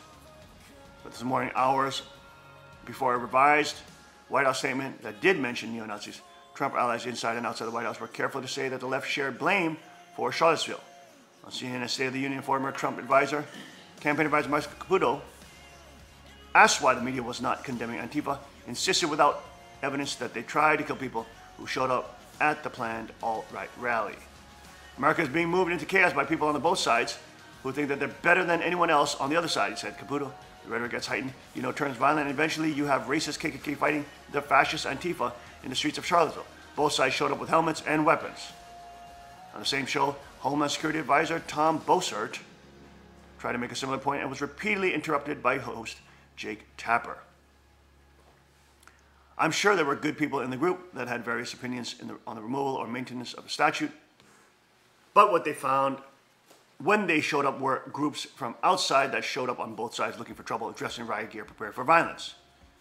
How many people did the counter-protesters kill yesterday, Mr. Bossart? Asked Tapper. Well, I will tell you, one death is too many, Jake. That wasn't by the counter-protesters, said Tapper. And some of the pro-Trump media that had been warning of Antifa violence, the conversation was just as fraught. On Saturday, McInnes and InfoWars host Alex Jones streamed their reaction to what they happened, decrying the violence but placing the blame on the left. McInnes said that he strayed far from Charlottesville after he saw the thing going white nationalist, white power. Jones, meanwhile, worried the events were representing a successful long-term strategy by the left to foment violence, which is true. We know liberal mega donor George Soros has been planning this, trying to create provocative events, said Jones. We're winning, but I think demonstrating in any Democratic-controlled city now, just like they do at these events in Berkeley, they beat you up, they lie about what happened, he said. So now even the WAPO, Washington Compost, is forced to at least carry some of the words, even though they do it out of context, of Alex Jones and other people in alternative news on the right. In the wake of Charlottesville protests, a Kentucky mayor wants to remove Confederate statues. Okay. Well, in a climate where you know that's going to only emblazon white supremacists and allow their numbers to increase like radical Islam, because whites feel like they've been brutalized for the last decade, being blamed for everything under the sun, and you got these young, kids who are getting radicalized. Okay, maybe now's not the good time to do that, huh? To have that. But of course, the governors want to do it because they want to use it as a political capital, and they don't care. They don't care if there's rioting in the street. If there's rioting in the street, that's good because it only justifies their police presence and their presence as a federal state. It only justifies their federal presence. It only justifies why they need a larger bureaucracy, why they need to take more taxes, why they need to protect the people, so to speak, when they're endangering the people. Political Satanists love big government and any excuse for it, and they will easily take the platter of divide and conquer and our false flags to plate up, sell up those dishes of big government. We'll be right back after the short break. Stay with us on the King's Report.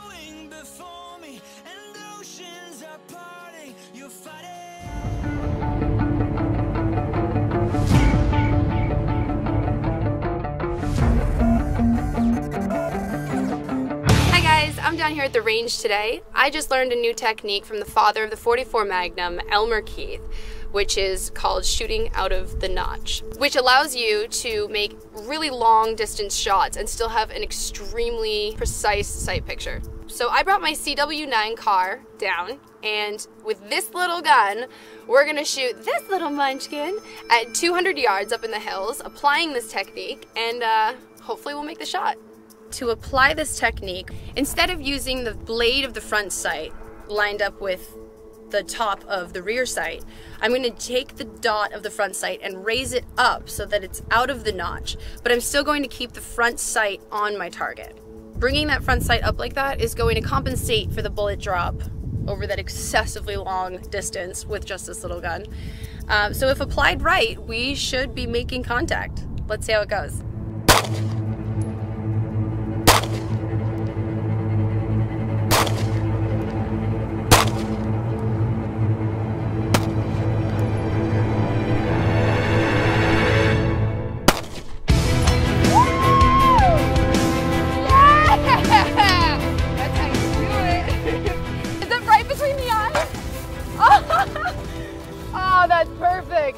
I saw this shot, so I'm a little bit out of breath because you gotta run to make sure that is what I thought it was, and it was.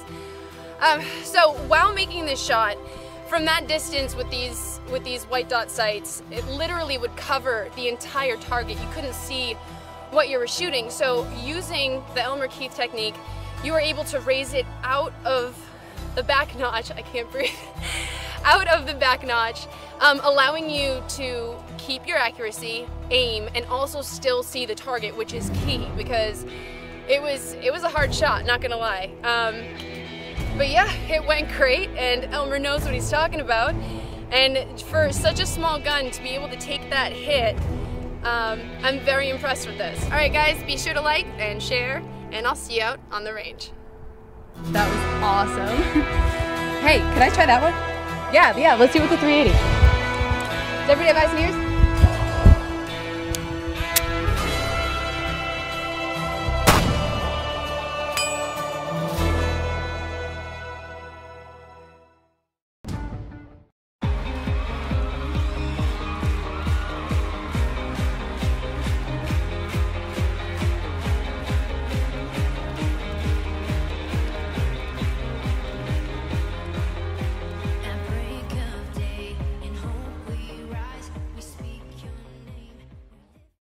And we are back. Welcome back to the King's Report this Monday, August 14th, 2017. I am your host, Hung Sean Moon, the second king of Chanuguk. And getting back to the top news, one crazy headline, holy smoke, the Church of Cannabis. As congregations dwindle, a new religion is lighting up Denver, Colorado. Aaron Miller joins the Elevationists in the International Church of Cannabis, who worship the weed.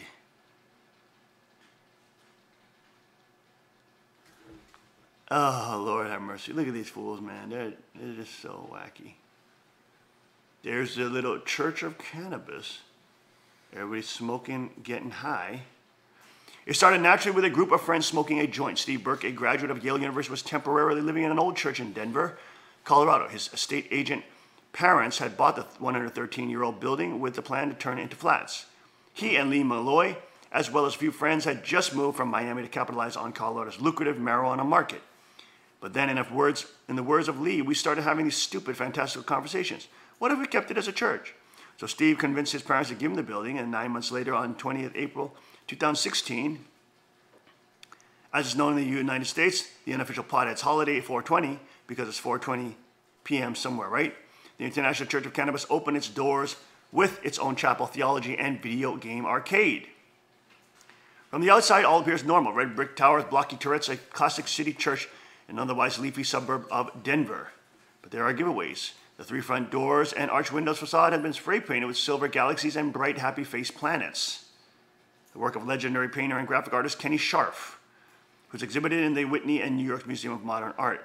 It looks more like the backdrop for a illegal 90s rave than your typical parish church. But it's indicative of the coup that Elevation Ministries, the nonprofit company that Steve and Lee co-founded to set up the Church of Cannabis, has managed to pull off. That mural would probably buy you next door's house, Lee said, letting me in. But they got it for the price of an air ticket for Scharf, a few days skiing, and the loan of a jacket. People love fantastical ideas. Hey, there's one of their gods, Obama, in a rainbow priest suit. There you go. He's one of the gods they worship, including Ninja Turtles and unicorns and Fatburger. These idiots, man. This is so pathetic. The original plan to open it to the general public, but because Colorado's current pot law only allows smoking private clubs, it is for now at least a members-only affair. To date, they have over 1,400 members on their list. They open the doors from Thursday to Sunday for smoke-free public viewing. With private cannabis services held on Friday nights, it seems to be growing. That's not surprising. Medical marijuana was legalized in Colorado in 2000, the first state to write it into its constitution. By 2009, dispensaries began popping up around the state, and legalization of recreational use soon followed in 2012. It has, for the most part, been wholeheartedly embraced. In 2016, Colorado sold more than $1 billion of weed, creating thousands of new jobs and collecting almost $200 million in additional tax revenue. A church dedicated to cannabis may seem a strange to us, but in Colorado it might just be the next logical step. But there have been detractors. Currently, 3 of the founding members, including Lee, are under citation for 2 charges dating back to their opening 420 event. The first for breaking the Colorado Clean Indoor Air Act, which bans smoking in public places, and the second for breaking a state law that forbids marijuana consumption outside private homes and clubs. They refute the claims, and officials admit that they appear to have been adhering to the law since then, but a court date is pending. Dan Pabon from the state's House of Representatives goes further. In a recent interview with the New York Times, he said that the new church offends both religious beliefs everywhere, as well as the voters' intent on allowing legalization of marijuana in Colorado. He introduced an amendment that would ban pot use in churches, but to date it has failed to gather support. Overall, though official opposition seems to be dwindling, Daniel Rowland, spokesman for the Denver City office, says as long as they operate within the law and don't offend their neighbors, they're free to do what they want. Here's one of the potheads right there. Lee Malloy, COI founding members, smokes a joint on the main stage with his Colorado outdoor beard, pretending he's a lumberjack when he's a pothead.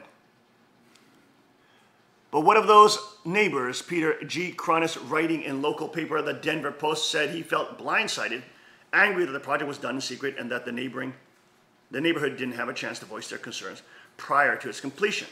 Parking and noise, rather than the consumption of marijuana inside, still seem to be the major worries, as well as the possibility that attendees will drive home stoned. But Lee is hoping to turn them around, arranging volunteer days through their church to help make a positive impact in the community. Last Saturday, they were out collecting rubbish from local streets. For now, at least, there seems to be a tentative truce. But putting all beliefs and disputes aside, what everyone can surely agree is that they have transformed a near derelict building into a staggering work of art. Every single surface has been painted in vibrant patterns of red, blue, green, geometric prisms with mythological creature stars and eyes hidden within them.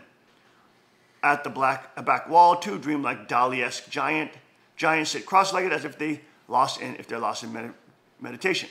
It feels like a hallucination, someone said beside me, eyes craning upwards. It's like being swallowed by a Pink Floyd album cover. Perhaps most impressive of all is that it's created spontaneously without a sketch or a plan. This was another freebie. They flew Spanish artist Okuda San Miguel over and bought him a bunch of paints.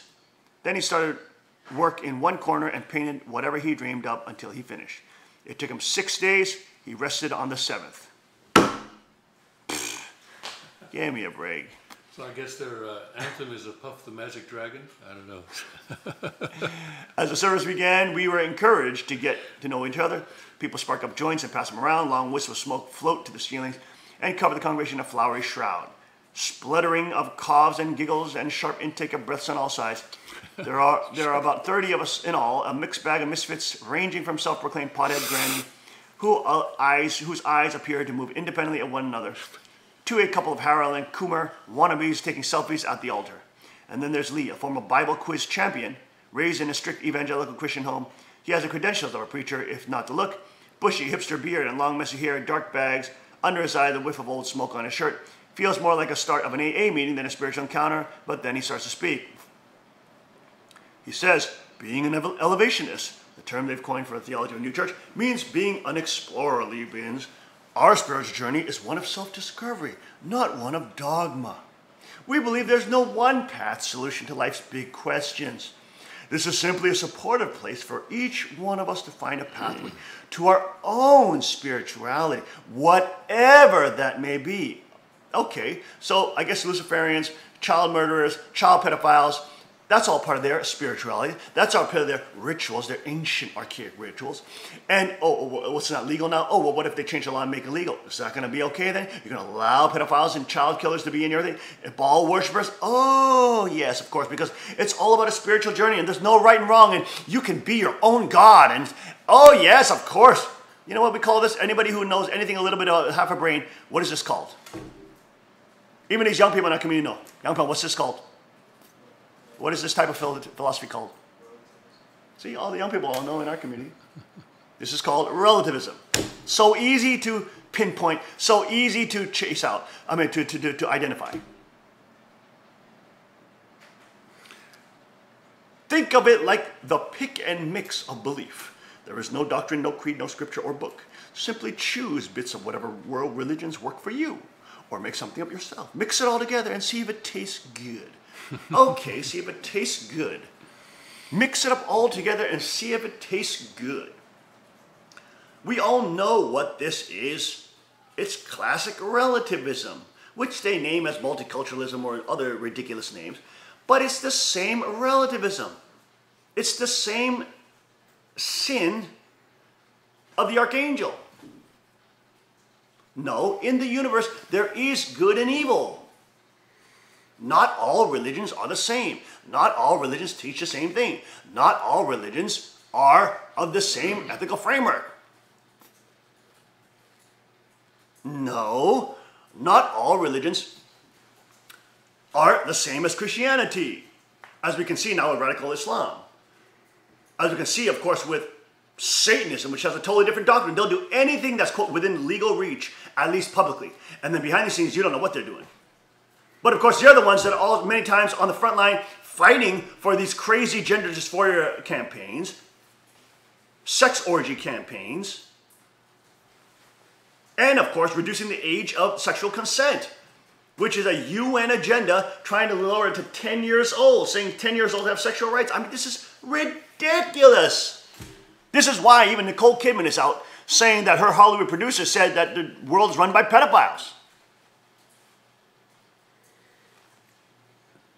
They've existed over time. That doesn't make them normal.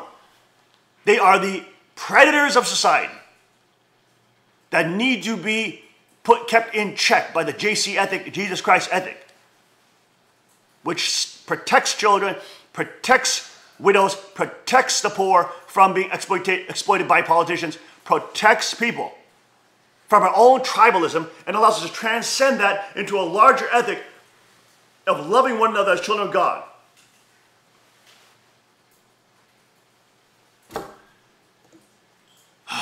Goodness. There are as many pathways to being an evolutionist as there are evolutionists. Evolutionists. Oh, my Lord, give me a break. Spirituality shouldn't be a prescription. It should be an adventure. It's about seeking, not being told what to find. Yeah, and where does that seek always lead you to? Leads you to being pothead, leads you to being open to drugs, leads you to having psychological hallucinations, leads you to this and that, leads you to sex orgies, leads you to sex parties, leads you to having underage sex, leads you to have sex with smaller children, leads you eventually to what? Kill and murder children. This is why God commands, don't be sexually deviant. This is why God prepared the place for marriage, because that's a place where sexuality can be explored and burgeon and flourish in a way that is beneficial, not only in reproducing and creating the next generation, but for the health of society.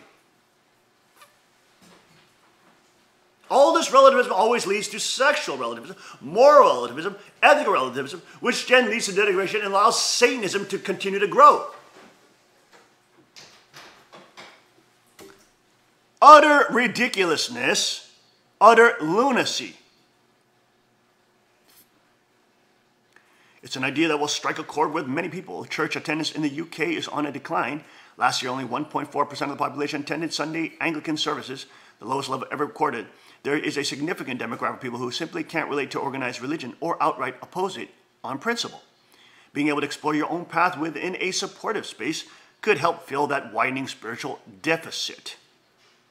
But here's where they may lose you. That journey of self-discovery, says Lee, is enhanced by ritual cannabis use. We have been programmed to behave and to think in certain ways, he said. Cannabis helps elevationists tear down those false realities. It's easy to balk.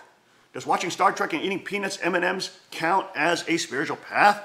But in fact, cannabis use has long been part of a religion, from ancient Chinese shamans to modern-day Rastafarians. Inducing altered states of consciousness has been a cornerstone belief since time immemorial. And even without drugs, whether it's spinning Sufi dancers or drumming voodoo priests, or even just simple prayer or meditation, taking the mind to a higher plane has always been a road to the divine, whatever you may conceive that to be. But perhaps even more important is the space itself. Winston Churchill said, we shape our buildings thereafter they shape us. The setting means something. At first, I couldn't help giggling under my breath, but as I listened to Lee speak, an odd thing started to happen.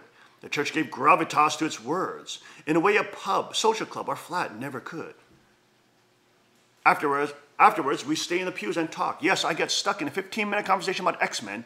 Yes, there's a lot of talk about ordering pizza, and the downstairs after party is a stoner's paradise with ping pong, board games, and an entire table laid out with every munchie imaginable. But we really talk too. There's Emily, 26, who uses marijuana to help deal with chronic pain, and 40, a rockin' Ray, who started smoking as a teenager to help his attention deficit disorder. We want to help the community part of church. We want to keep the community part of church, Lee had said, the music and singing friends, but do away with the dogma. Unfortunately, that doesn't go long.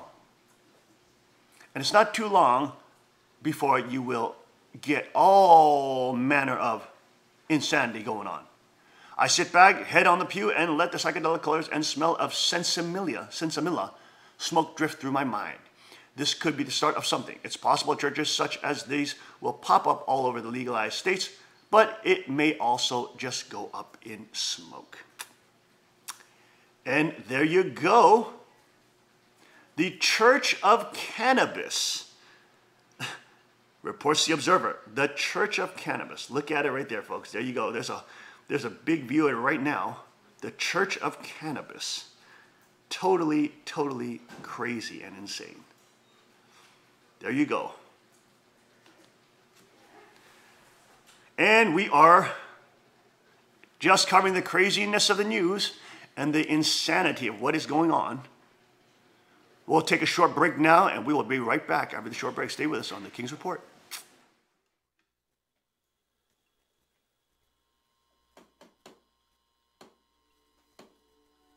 Staring into your eyes makes my heart come alive. Suddenly brought to life when I met you. Reaching beyond the skies, running deep, searching wide. Perfect love realized, here with you.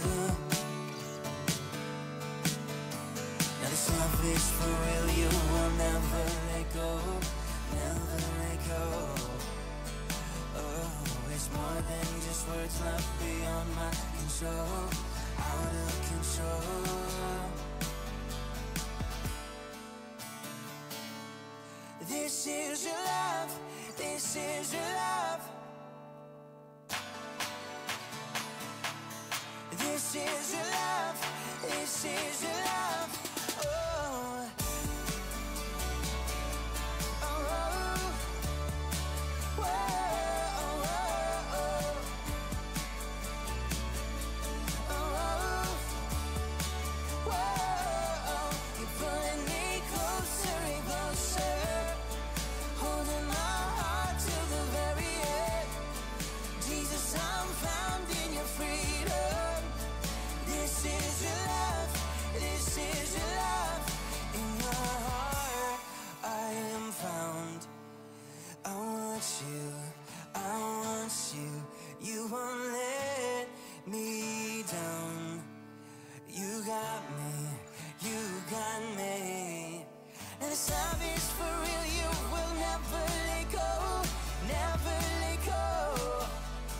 Whoa, it's more than just words left beyond my control, out of control. You're pulling me closer and closer, holding my heart till the very end. Jesus, I'm found in your freedom. This is your love, this is your love. Oh, oh, oh, whoa, oh, oh, oh, oh, whoa. You're pulling me closer and closer, holding my heart till the very end. Jesus, I'm found in your freedom. This is your love, this is your love. Oh,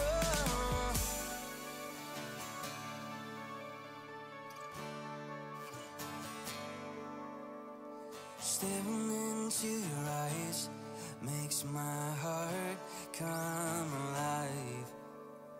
Suddenly brought to life when I met you.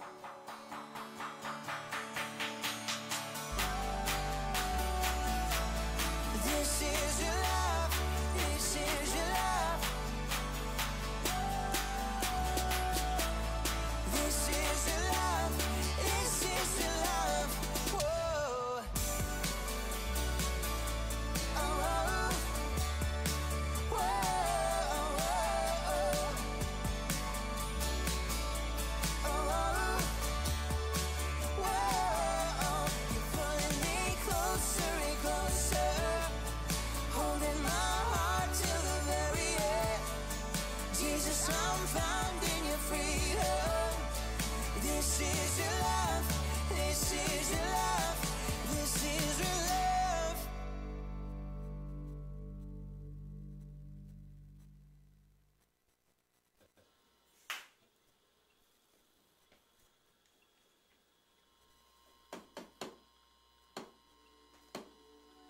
Staring into your eyes makes my heart come alive. Suddenly brought to life when I met you. Reaching beyond the skies, running deep, searching wide. Perfect love realized, here with you. Now this love is for real, you will never let go, never let go. Oh, it's more than just words left beyond my control, out of control. This is your love, this is your love. This is your love, this is your love. Oh, oh, oh, whoa, oh, oh, oh, oh, whoa. You're pulling me closer and closer, holding my heart till the very end. Jesus, I'm found.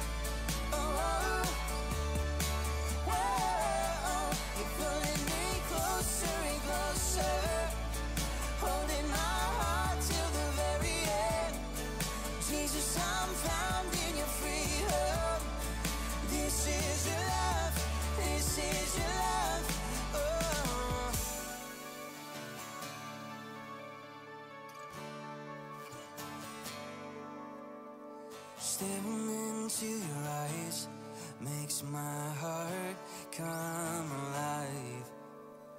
Suddenly brought to life when I met you.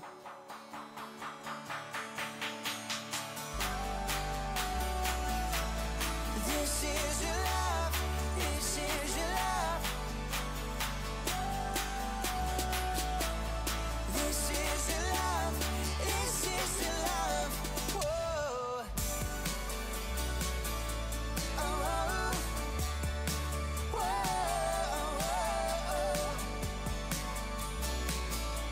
oh, oh. Whoa. You're pulling me closer and closer, holding my heart till the very end. Jesus, I'm found in your freedom. This is your love, this is your love, this is your love.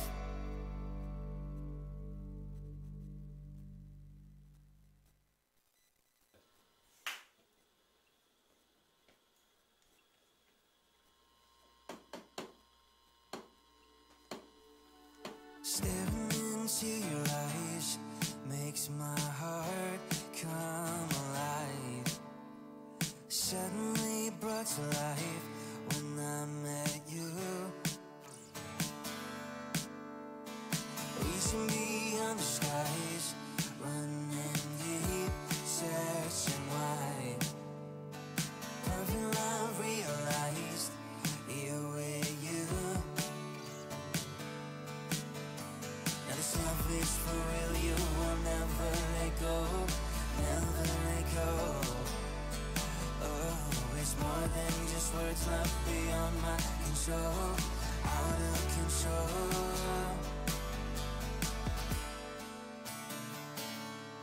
This is your love, this is your love. This is your love, this is your love. Oh, oh, oh. Whoa, oh, oh, oh. Oh, whoa. You're pulling me closer and closer, holding my heart till the very end. Jesus, I'm found in your freedom. This is your love, this is your love. In your heart I am found. I want you, I want you. You won't let me down. You got me, you got me. And this love is for real, you will never let go, never let go. Whoa, it's more than just words left beyond my control, out of control. You're pulling me closer and closer, holding my heart till the very end. Jesus, I'm found in your freedom. This is your love, this is your love. Oh, oh, oh. Whoa, oh, oh, oh. Oh, whoa. You're pulling me closer and closer, holding my heart till the very end. Jesus, I'm found in your freedom. This is your love, this is your love. Oh.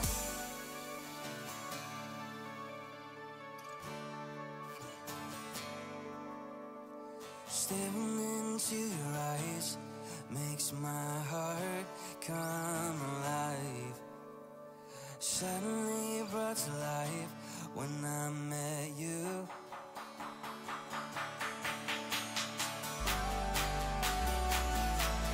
This is your love, this is your love.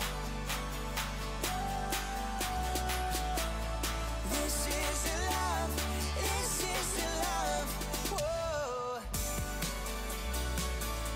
Oh, oh. Whoa, oh, oh.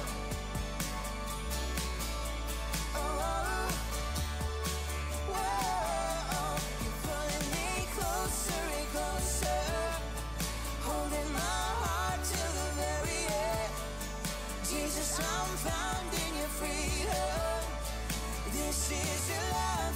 This is your love. This is your love.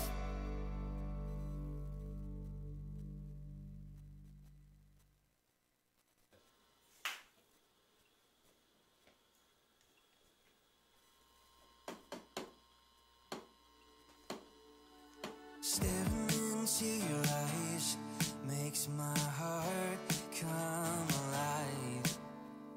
Suddenly brought to life when I met you. Reaching beyond the skies, running deep, searching wide. Perfect love realized here with you. Now this love is for real, you will never let go, never let go. Oh, it's more than just words left beyond my control, out of control.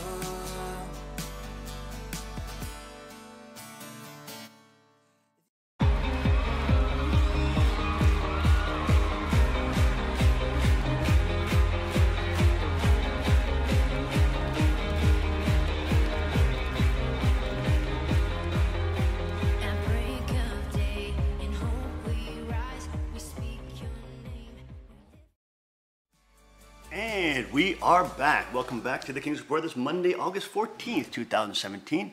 I'm your host, Sean Moon, the second king of Chanyeoguk. And here we're joined with Vince Benedito, founder, president, and CEO of Bold Gold Media Group, which owns and operates 12 radio stations and multiple digital media platforms throughout the Northeast Pennsylvania and upstate New York regions.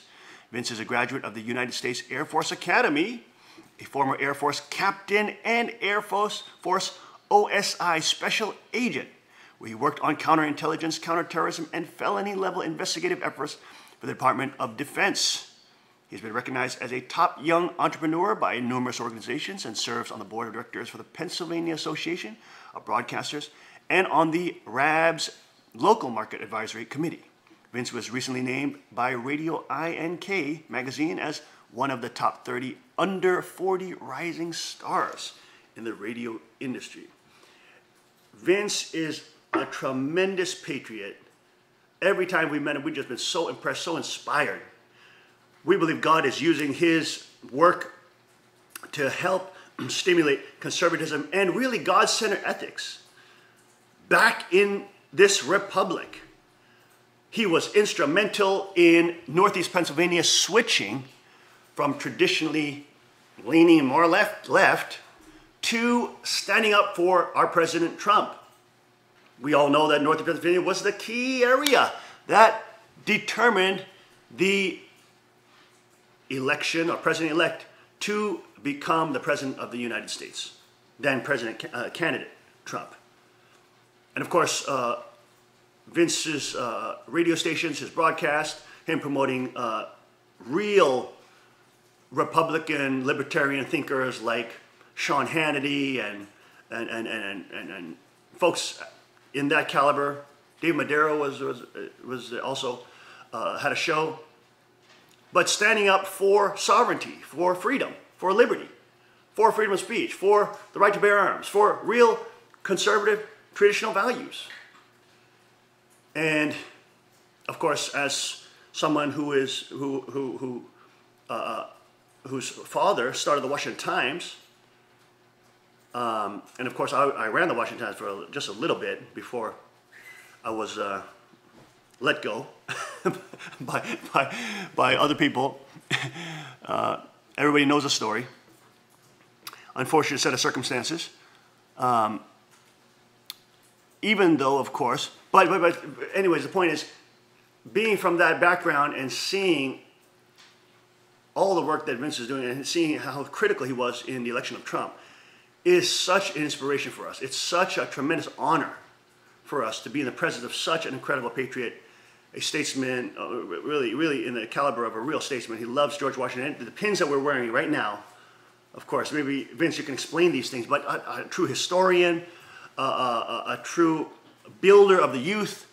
Bold Gold Media Foundation is raising up young people to have conservative voices, be proud of their conservative voices, to express their voice, to not be scared and to be bullied and intimidated into quieting themselves in the midst of this very powerful state apparatus and, liberal progressivism, which is really autocrat totalitarianism, which is being forced down young people's throats.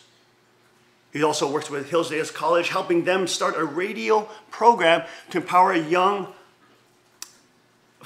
folks and the youth to get serious about political analysis, serious about journalism, serious about themselves having an opinion about what's happening in the world and not being a product of popular culture, of Hollywood, of celebrity cult, of Silicon Valley, and of the super elite like George Soros, who want you to not think about these things and not be informed, not be red-pilled. So we are so blessed to have Vince with us this morning. He has done so much. But Vince, maybe we can start about what are these pins that we are all wearing this morning? If you could share that with our audience today.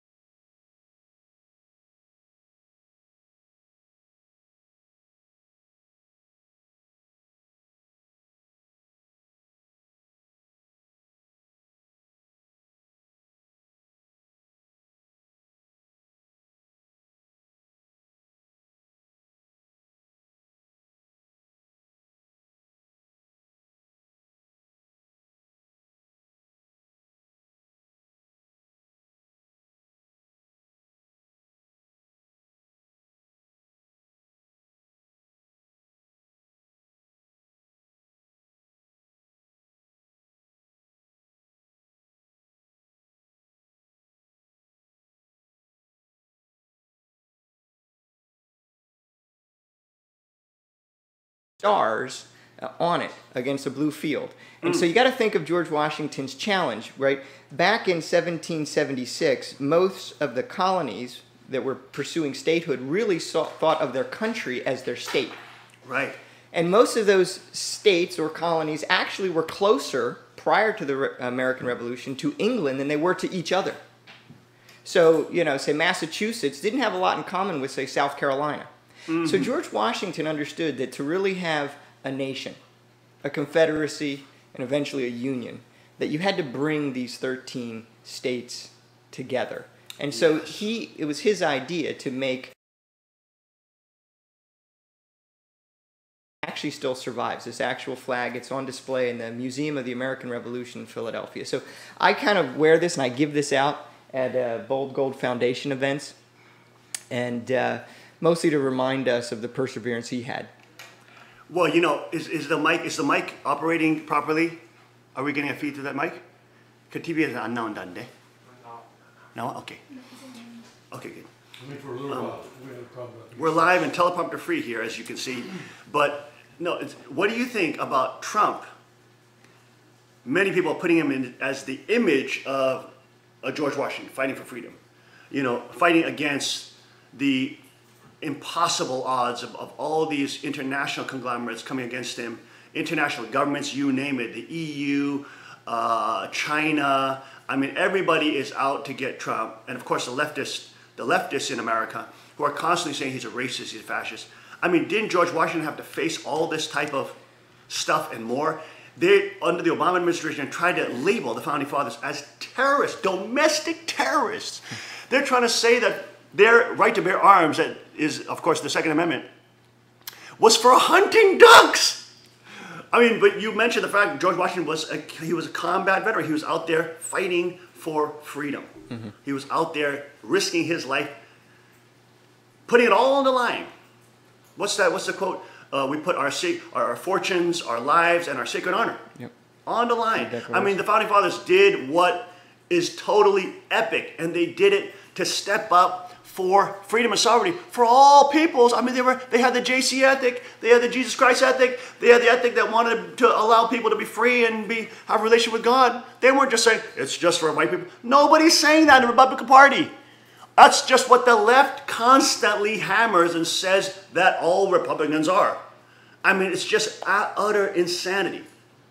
And what about the kids nowadays not even learning about George Washington? They think he's a racist. They think George Washington and Thomas Jefferson are racists in the modern day.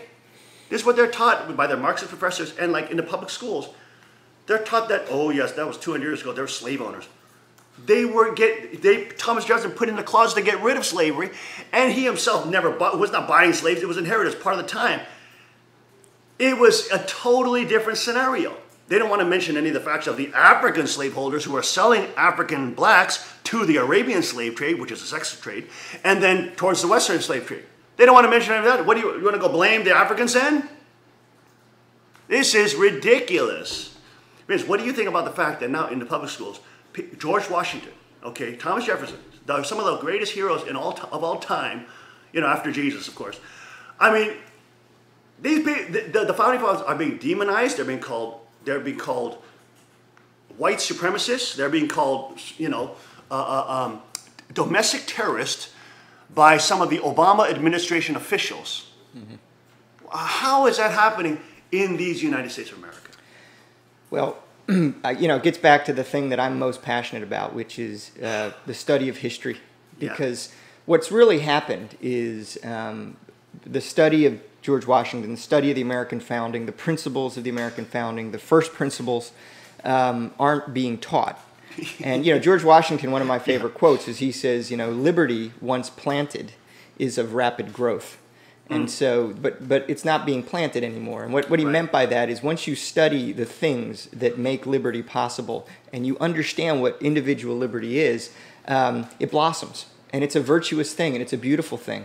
And it thrives. And what's happening is we're not studying things. We've eradicated the history of everything. For example, getting back to the notion that somehow the Republican Party is a racist party is absurd.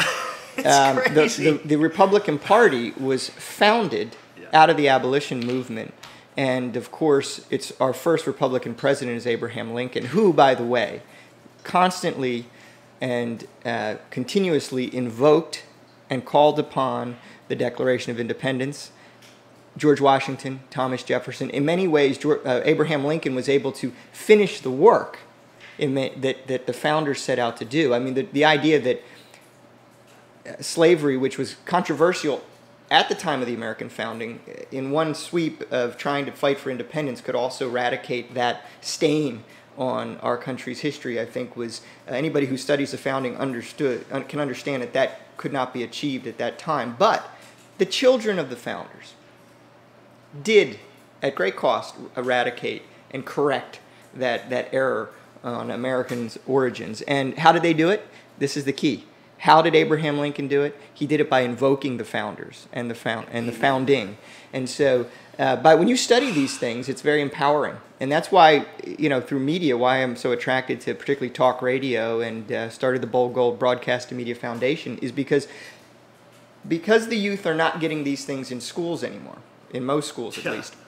You know, where are they going to get it? We need young people to go out in media and talk about these ideas, keep them alive, keep them burning. And, you know, studying Alexander Hamilton and Thomas Jefferson and George Washington and Benjamin Franklin and studying the second founding of America, which is the Civil War. Abraham Lincoln essentially helps complete the work.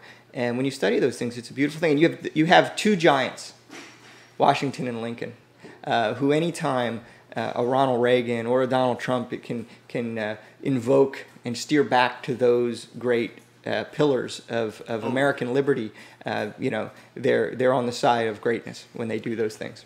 Now, what about these kids that are literally they're brainwashed in the public education system? They're brainwashed to believe George Washington is a racist. They're literally, they don't even want to even learn anything about him because they've already been indoctrinated that any of the founding fathers were right racist and they're against them.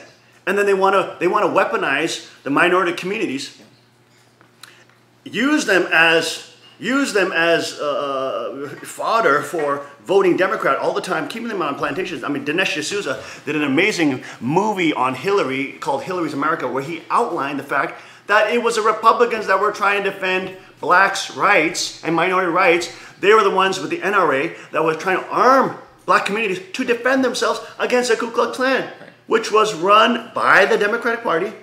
And they had the top grand dragons were CIA informants. They were working with the CIA.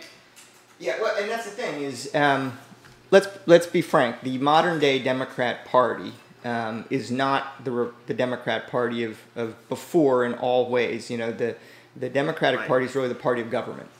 Now we have two parties in America. We have essentially a party that attempts to stand for founding principles and free market principles, and then we have a party of government that really represents expansion of government and the reason and the bureaucracy. And the reason, now that we've nationalized in so many ways our education systems, our healthcare systems, the reason you can't teach the founding if you are a subscriber to the party of government is because the founding is the antithesis. It's the remedy to their progressive agenda. Right, it's the antidote. It's the antidote. Right. So you can't teach that individuals have the right of property.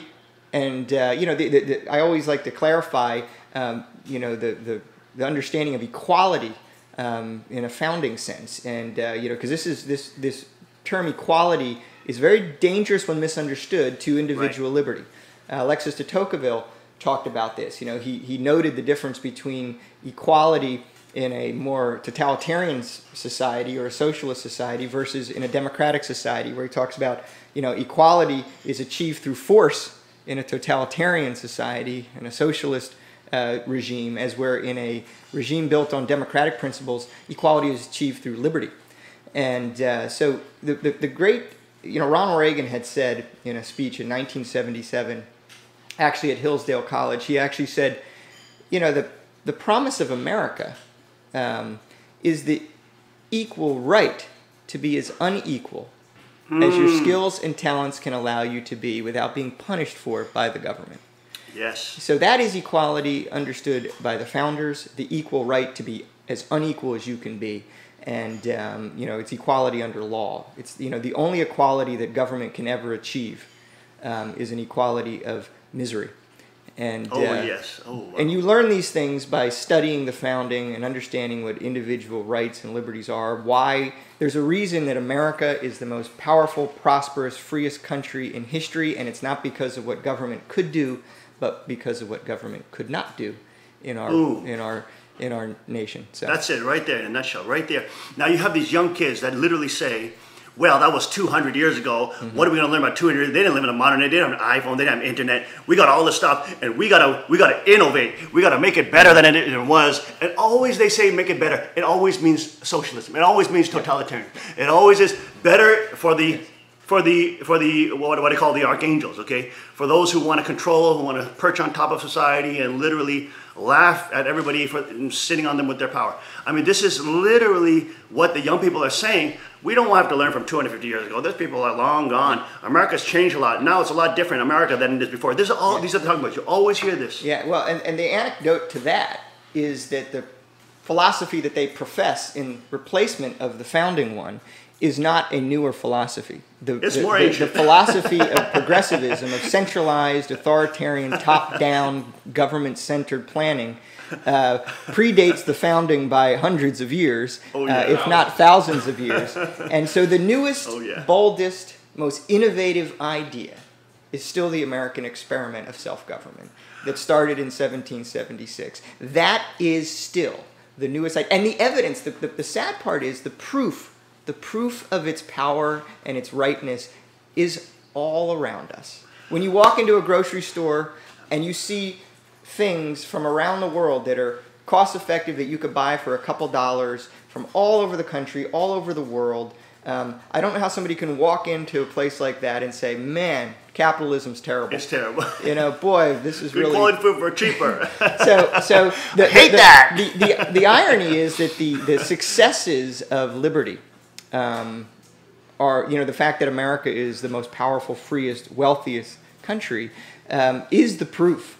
And so the notion of going back to something you know, if you want more of those things, you know, when you actually look at, like, that's why I think the myth of income inequality is just that, it's a myth. You want to see real income inequality, go to any totalitarian regime. The less free the society, the greater the disparity, the greater the concentration of power in the hands of the few, and the wealth, by the way. And so if you really want to see income inequality, go to the freest societies. And America has the least amount of income inequality. And again, it doesn't really matter at the end of the day, because one person's success in America does not come at the expense of another.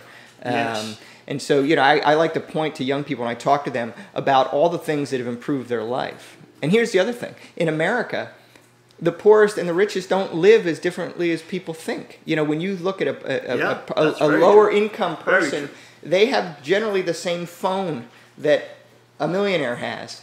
They, you know, somebody, a very wealthy person might have their own private plane, but somebody who's on limited means can still get on a plane for relatively cheap and take a trip somewhere. You know, and air conditioning, indoor plumbing. Yeah, in America, you know, young people are most likely electricity car. Yeah, you may, you know, a wealthy person may have their own limousine, but a person of lower means generally has a car. You know, and so the same water level things. rises and all boats rise. Right, exactly. And so, you know, a multimillionaire even, some of the richest people don't live all that differently than the poor people in America. When you really think about what they may have nicer things, but the things they have are oftentimes the same. And so, but when you go to a totalitarian society, or a socialist society that's tried to create an equality, you actually see more income inequality. You have a larger lower class and a smaller and finite and non-expanding upper class. The other myth about America is that there's rich and poor and we're stuck there. You know, that poor people every day in this country become wealthy and wealthy people become poor. That's the thing that happens in a free market society. And so people are moving throughout their life quite often across what we call classes of lower, middle, and upper. I hate that term class, because that is a progressive term to begin with. It's a Marxist term to use the term lower class, middle class, the masses. I don't like to use that language because it's the language of the left.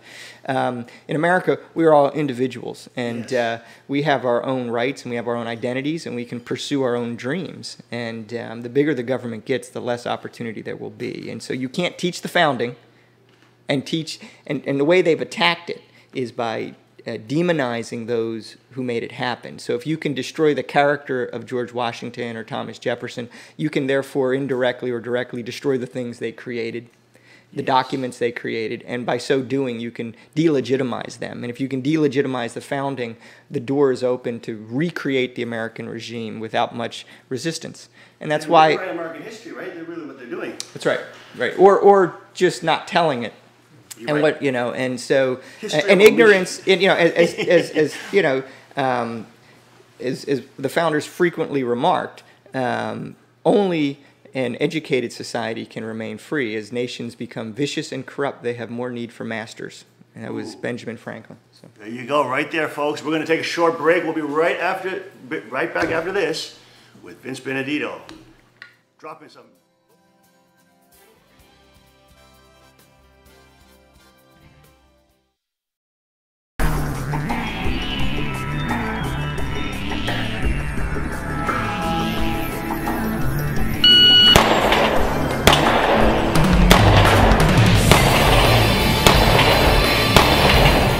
$6.58.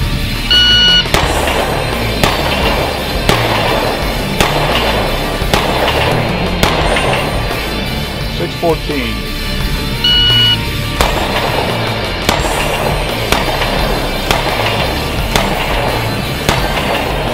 6:46.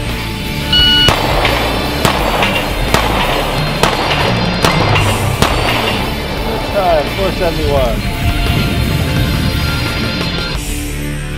Hello folks, I'm Justin Moon, the president of Carr Firearms Group, and today I've got the PM40 with True Glow night sights, and look at that, Magna porting. Look at that porting on that. This is our standard PM40 with the day sights, but now this model with the Magna porting and the True Glow night sights. What a difference.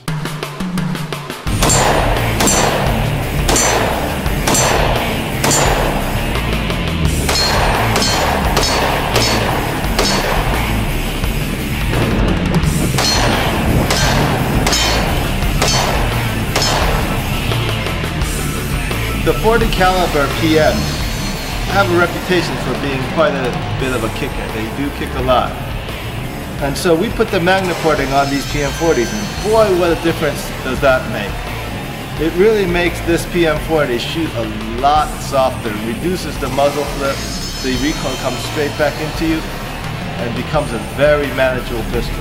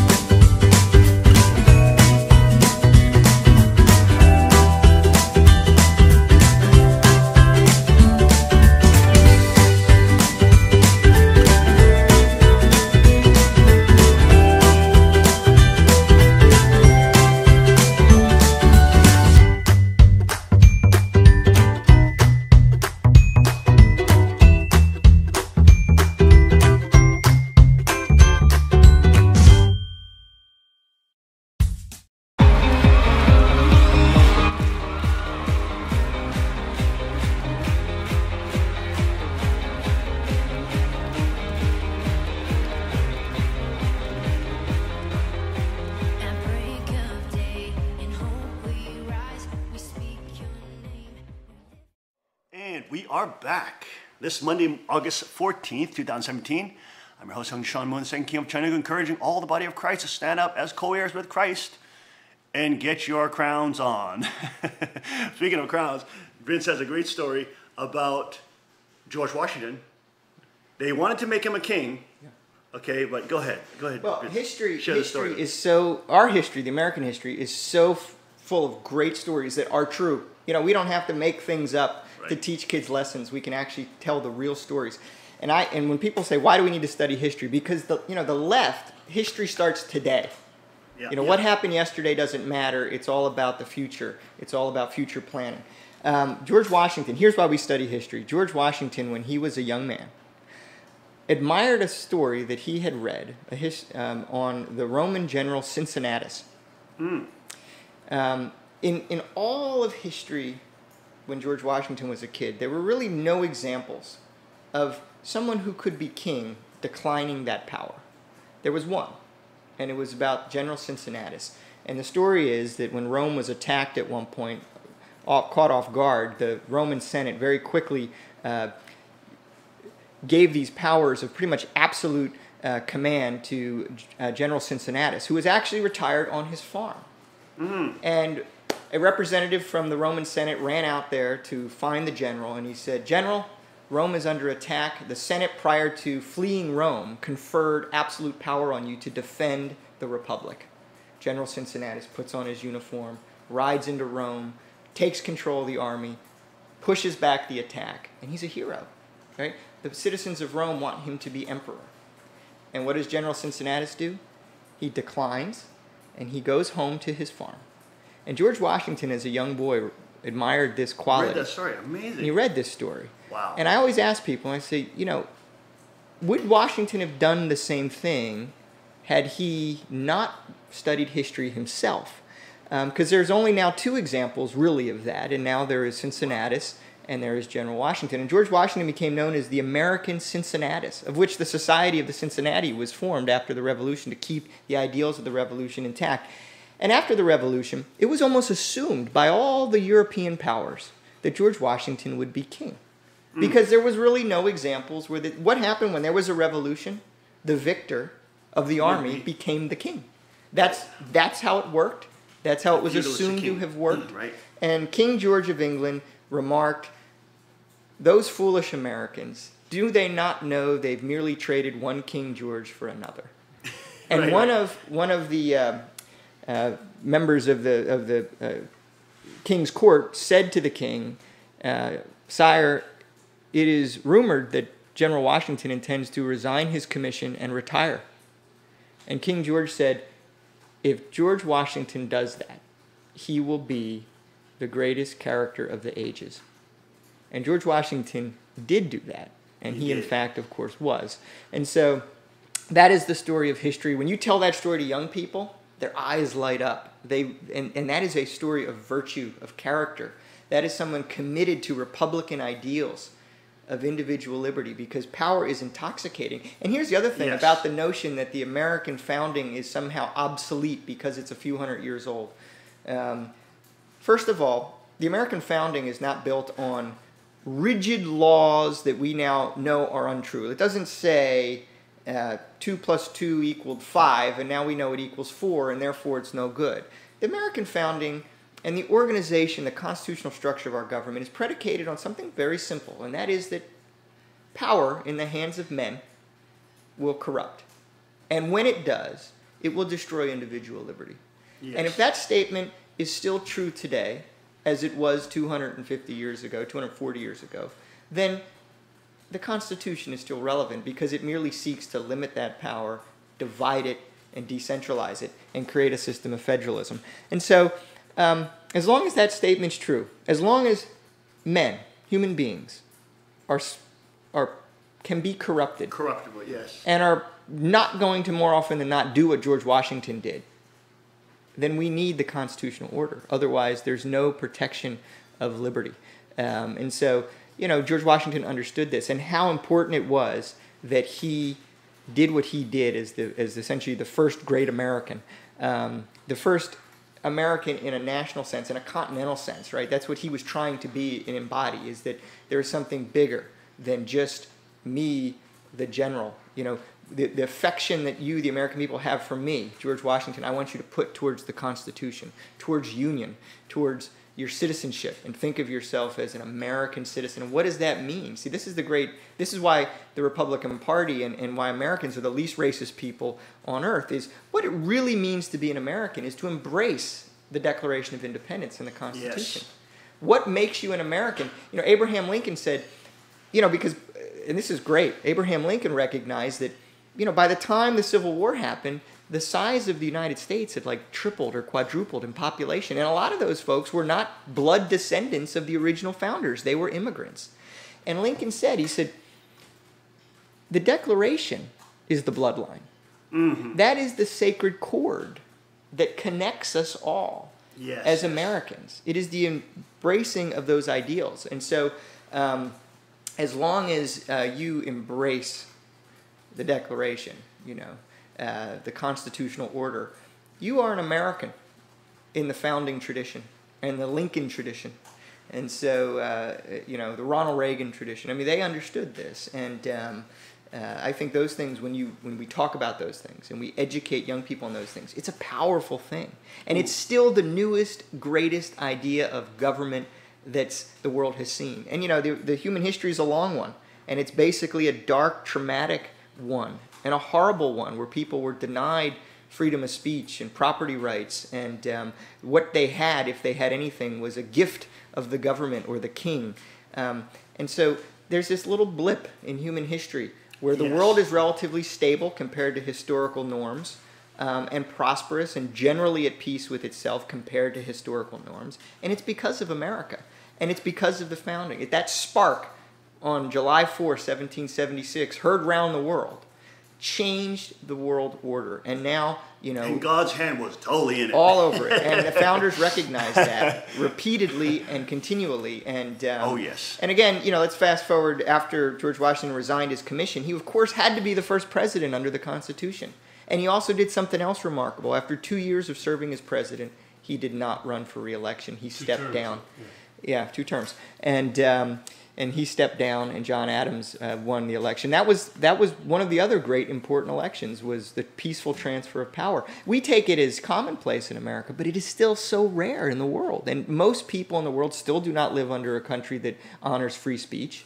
Most people on the planet live under a regime that does not allow free speech or freedom of the press. Oh, yeah. And this is the greatest example of freedom of speech. Radio, broadcasting, what we're doing now. And that's why I'm a defender of the medium of radio and of broadcasting, because it's one thing to have freedom of speech to talk amongst 1 or 2 people. It's a whole other thing to turn on a microphone and talk to thousands of people and to allow ideas and be persuasive and educate people. And it's important because it's not being done in the schools. So what we're doing today, Oh, hopefully, is means more than it would have 30 or 40 years ago when some of these things were better taught. Hey, praise God. You know, in the Bible, it says God gave Adam and Eve the blessing to be fruitful, multiply, have dominion over creation. He didn't give that to the angel. The angel helped him make all the stuff. The angel helped him make it. He had power, he had ability. Okay? He had a whole team. He had a whole team there with God, you know, and he had a whole, you know, he wanted to centralize stuff. But God gave it to his son and his children. He gave the dominion of and sovereignty of the world to Adam and Eve. Yeah. And yes, okay, Adam was running around, you know, catching frogs or running around the garden, and you know, Lucifer and the angels, they're majestic, and they play gospel music as they flap their wings. I mean, okay, he's not as impressive, but he was made in the image of God. And he was an individual that God had created. And when we talk about George Washington, talk about a true Christian who embodied the ethic of Jesus and extended that to everybody else. In effect, he, by stepping down and saying, I'm not going to be a totalitarian centralized king. I'm going to allow all the citizens of this country to become kings. All the rights that kings only had in satanic history or in Satan's history of fallen man. It's the right of property. It's the right of territory. It's the right of a kingdom. It's the right to bear arms to defend that kingdom. All those, you know, monarchies are able to pass down their assets over time and maintain dynasties. These were not given to the common folk because they were serfs. They were serfs. But effectively, let me see if you agree with this interpretation. George Washington allowed everybody to become a king. He allowed everybody the rights of kings, which are only to the privileged class and to the totalitarian monarchs of the past. And he started a new age, a new era, where the normal man and woman could, through hard work, become a king, create a dynasty. Right. Unfortunately, that's been just ravaged by the Obama administration, by the left, just trying to use every which way through the amendment process to just implode the country. And we were on the razor's edge, literally. If Hillary won, oh my goodness, we were on the razor's edge. I mean, we're having riots now, but imagine if Hillary won. My goodness. I mean, what a terrible situation we would be in. Yeah. Do you agree with that? Absolutely. I mean, again, you know, almost, I believe so passionately that most of our problems that we struggle with in today's society can be solved by turning back to the founding generation and studying it and understanding it. Because really, what did we say in the Declaration of Independence? I mean, we reject the notion that there can be a king. Right. You know, that humans are equal, and wealth and power and privilege. What if everybody's a king? Well, that's the other way to look at it, I guess. Yes, I mean, you're right in the sense that we all have these God-given rights of life, liberty, pursuit of happiness. Yes. And you know, what does that mean? The pursuit of happiness. You know, there's a reason Thomas Jefferson did not use the John Locke phrase of life, liberty, and property, because he felt the pursuit of happiness was, in fact, you know, you have a property in oneself, and what you do with your time is also your property, not just land. You know, property people tend to think of as land, but property is your time, and this is, you know, what you choose to do with your finite time on this earth is your property. And you know, when you're stuck in a regulatory regime like America is increasingly becoming, you know, your time gets, your property gets increasingly eaten up by that regime. And so, you know, we don't have a republic really anymore in a true sense. You know, we don't have, we have, because we have a fourth branch of government, as Ronald Reagan used to call it. We have, you know, of course, the legislative, executive, and judicial branch, but we have the administrative state, which increasingly runs. Hey, there we go. Yeah, it increasingly runs the apparatus of government. And so the American people are being denied, slowly but surely, their ability to execute self-government. Right? Because that's really what the progressives want. They want the administrative state to run everything. And so what we've done is our elected representatives have less and less ability to even roll back the administrative state. And so most of the functions of government are backwards. For example, most of the departments and bureaus fall under the executive branch. But what are those departments, which is only supposed to enforce the law, the executive branch? They're not supposed to make law. That's the domain of the legislature. And it's very clear in the Constitution that the legislative branch has the sole power to make law. But what's happening now? The IRS, you know, the EPA, all these bureaus and departments have immense power. They fall under the executive branch. And what do? They churn out regulations every day that have the full power of law. If you run afoul of an EPA regulation, you might as well committed any other violation of the law. So less and less do our laws get passed by our elected representatives and then signed by the president, which is the constitutional process. Most of the laws that we live under are passed through the administrative state. They're merely published as a regulation, and now they have the full weight of the law. And so the Americans are losing self-government. And look, the Declaration, again, go to it. It says we have only just government is government by consent. Yes. And so we are losing we are losing the consent of government when we expand the administrative state. And so these things are complex but yet simple on their surface. But and the remedy to them is only to turn back to the founding. Yes. You know, we can't fit, and this is the problem I think we have now, is some people intuitively are conservative. They see the administrative state, they see people taking away their individual rights, or they feel it. Maybe they don't even understand what's going on. And some people are inherently more totalitarian in their mindset. They're okay with a centralized power. Maybe not they themselves doing it, but they're okay with a centralized power implementing their will on other people who oppose it. So heavy with the... Yeah, and so I think the more we can educate and inform on these things and talk about these things like we are today, you know, it doesn't take a lot of people to be enlightened to these things and start to become advocates of these things. And that's the plant of liberty that George Washington spoke of.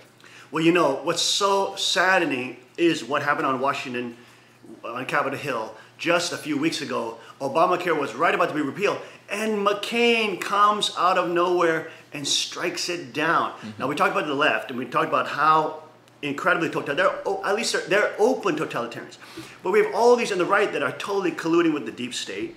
We have all these people on the right who ran on 8 years of we're going to repeal Obamacare, and everything they do is try to keep it in because they're making billions of dollars. I mean, it's even come out, Paul Ryan was getting money from George Soros executives, the same individual who's also funding Barack Obama, Hillary Clinton, the biggest donor for Hillary Clinton. I mean, this is insane. It's like a two-party duopoly that Roger Stone talks about a lot. Two-party duopoly.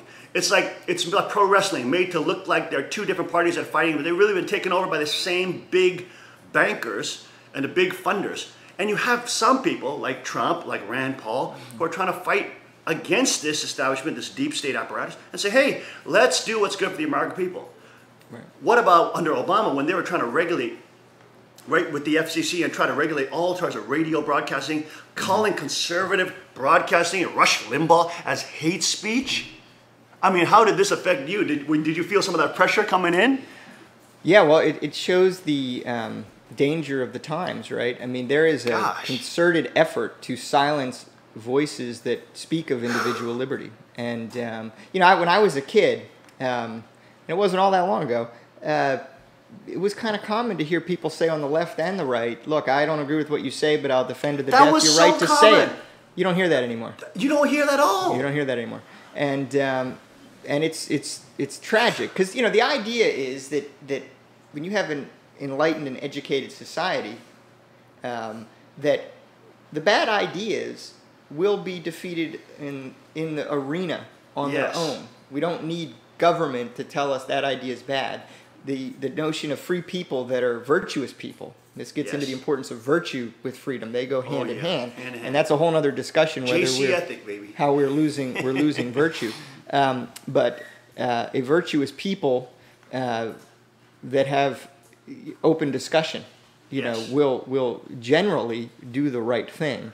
And that's why conservatives defeat the liberals in all these debates. Right. And the liberals are now resorting to violence and name calling. And you're a racist, you're a bigot, you're a homophobe, you're an Islamophobe. Islam is, and they call you if you say anything about the Prophet Muhammad, they call you a racist. Islam's not a race. It's not even grammatically correct. Yeah. Well, the other attack that's tragic. I read polls that young people today, you know, a majority of them would prefer socialism over capitalism. And that's another very dangerous thing. And here's the irony: is they obviously don't understand what capitalism is. You know, the left has branded it quite effectively as, you know, a greed-driven society. Yes. And the idea that, and I think, again, we have to explain to people what is capitalism, and the free market is the only moral economic system that exists, because what is it? That is an individual being able to decide with the money they work hard to earn what they're going to do with it, versus the government deciding what you're going to do with it. Yes. Versus the elites deciding what's going to happen with capital. Yes. And so when you explain it to a young person, or any person, frankly, in those terms, You get to decide. they go, oh yeah. Well, but nobody's explaining it to them like that. No. That capitalism is not a greed-based system. Capitalism understands human nature and accounts for it. Human nature is that people will do what is in their best interest. And that's a human instinct, right? I mean, you eat when you're hungry, you drink when you're thirsty. Everybody wants to protect their family and have a safe place to live. And so Yes. capitalism allows you to make the decisions with your property and your time, which is also your property, to pursue your happiness. And As it creates stated in our tremendous declaration. philanthropy. I mean, before the welfare state in America, we had over 10,000 welfare organizations, but they were privately run, Yep. either by churches or, you know, nuns, or in New York, or, you know, just all these private organizations helping local folks at a local level, and they know them personally. They're not just dropping a check from some unknown bureaucrat or some office Right. with no accountability connected to that. I mean, it produces so much prosperity, but also produces so much philanthropy. Yes. Yes. Well, and this is when you brought up healthcare. That's why that has been such a pursuit of the left. Is when you can control health, you can really control everything. Oh, You know, yeah. when you can determine down to somebody the most important decisions over one's life. You know, their medical care. And it is a classic way. Reagan talked about this. He says, you know, one of the traditional ways by which progressives pursue a socialist agenda is through healthcare.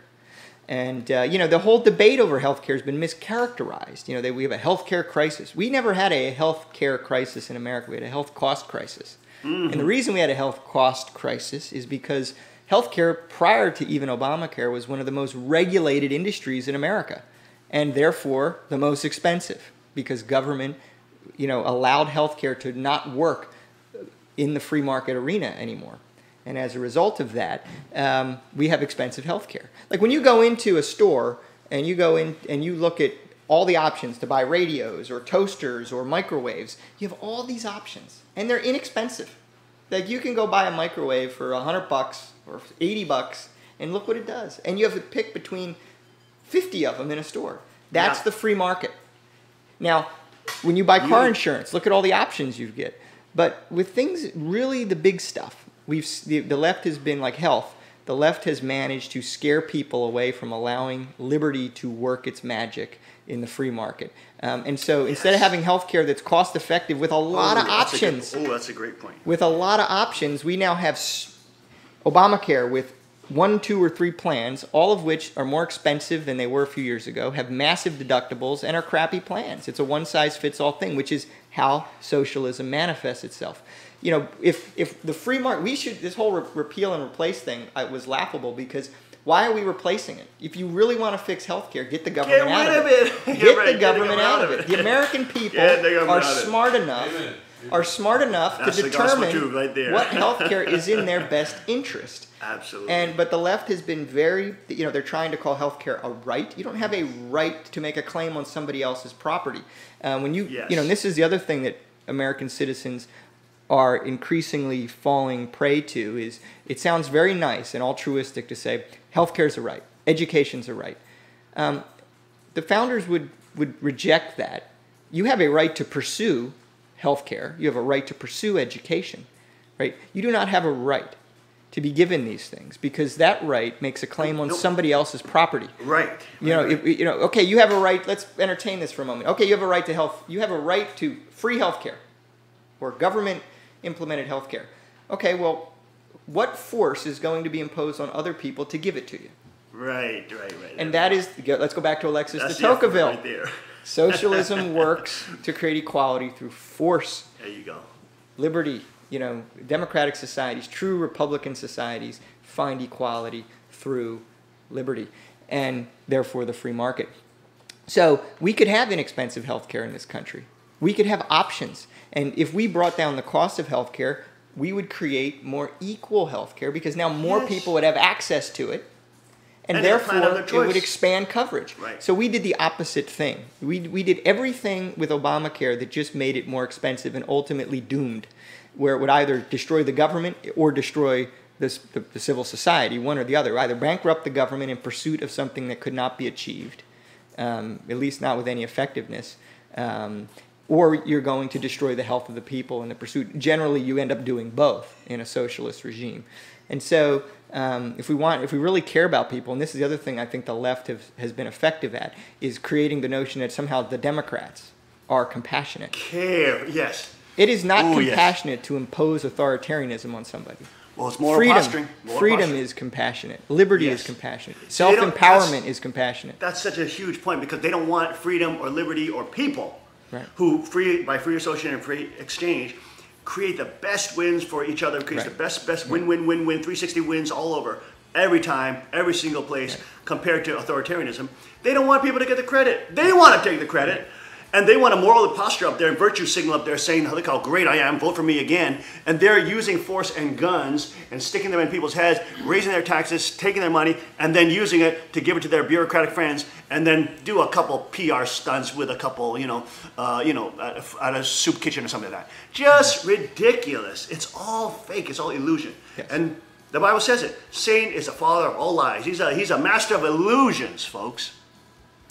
My goodness, I can't believe how fast 1 hour went. But when you're learning so much, and this, of course, from Vince and all the rich wisdom that he's sharing with us today, we hope that the whole world can understand these truths.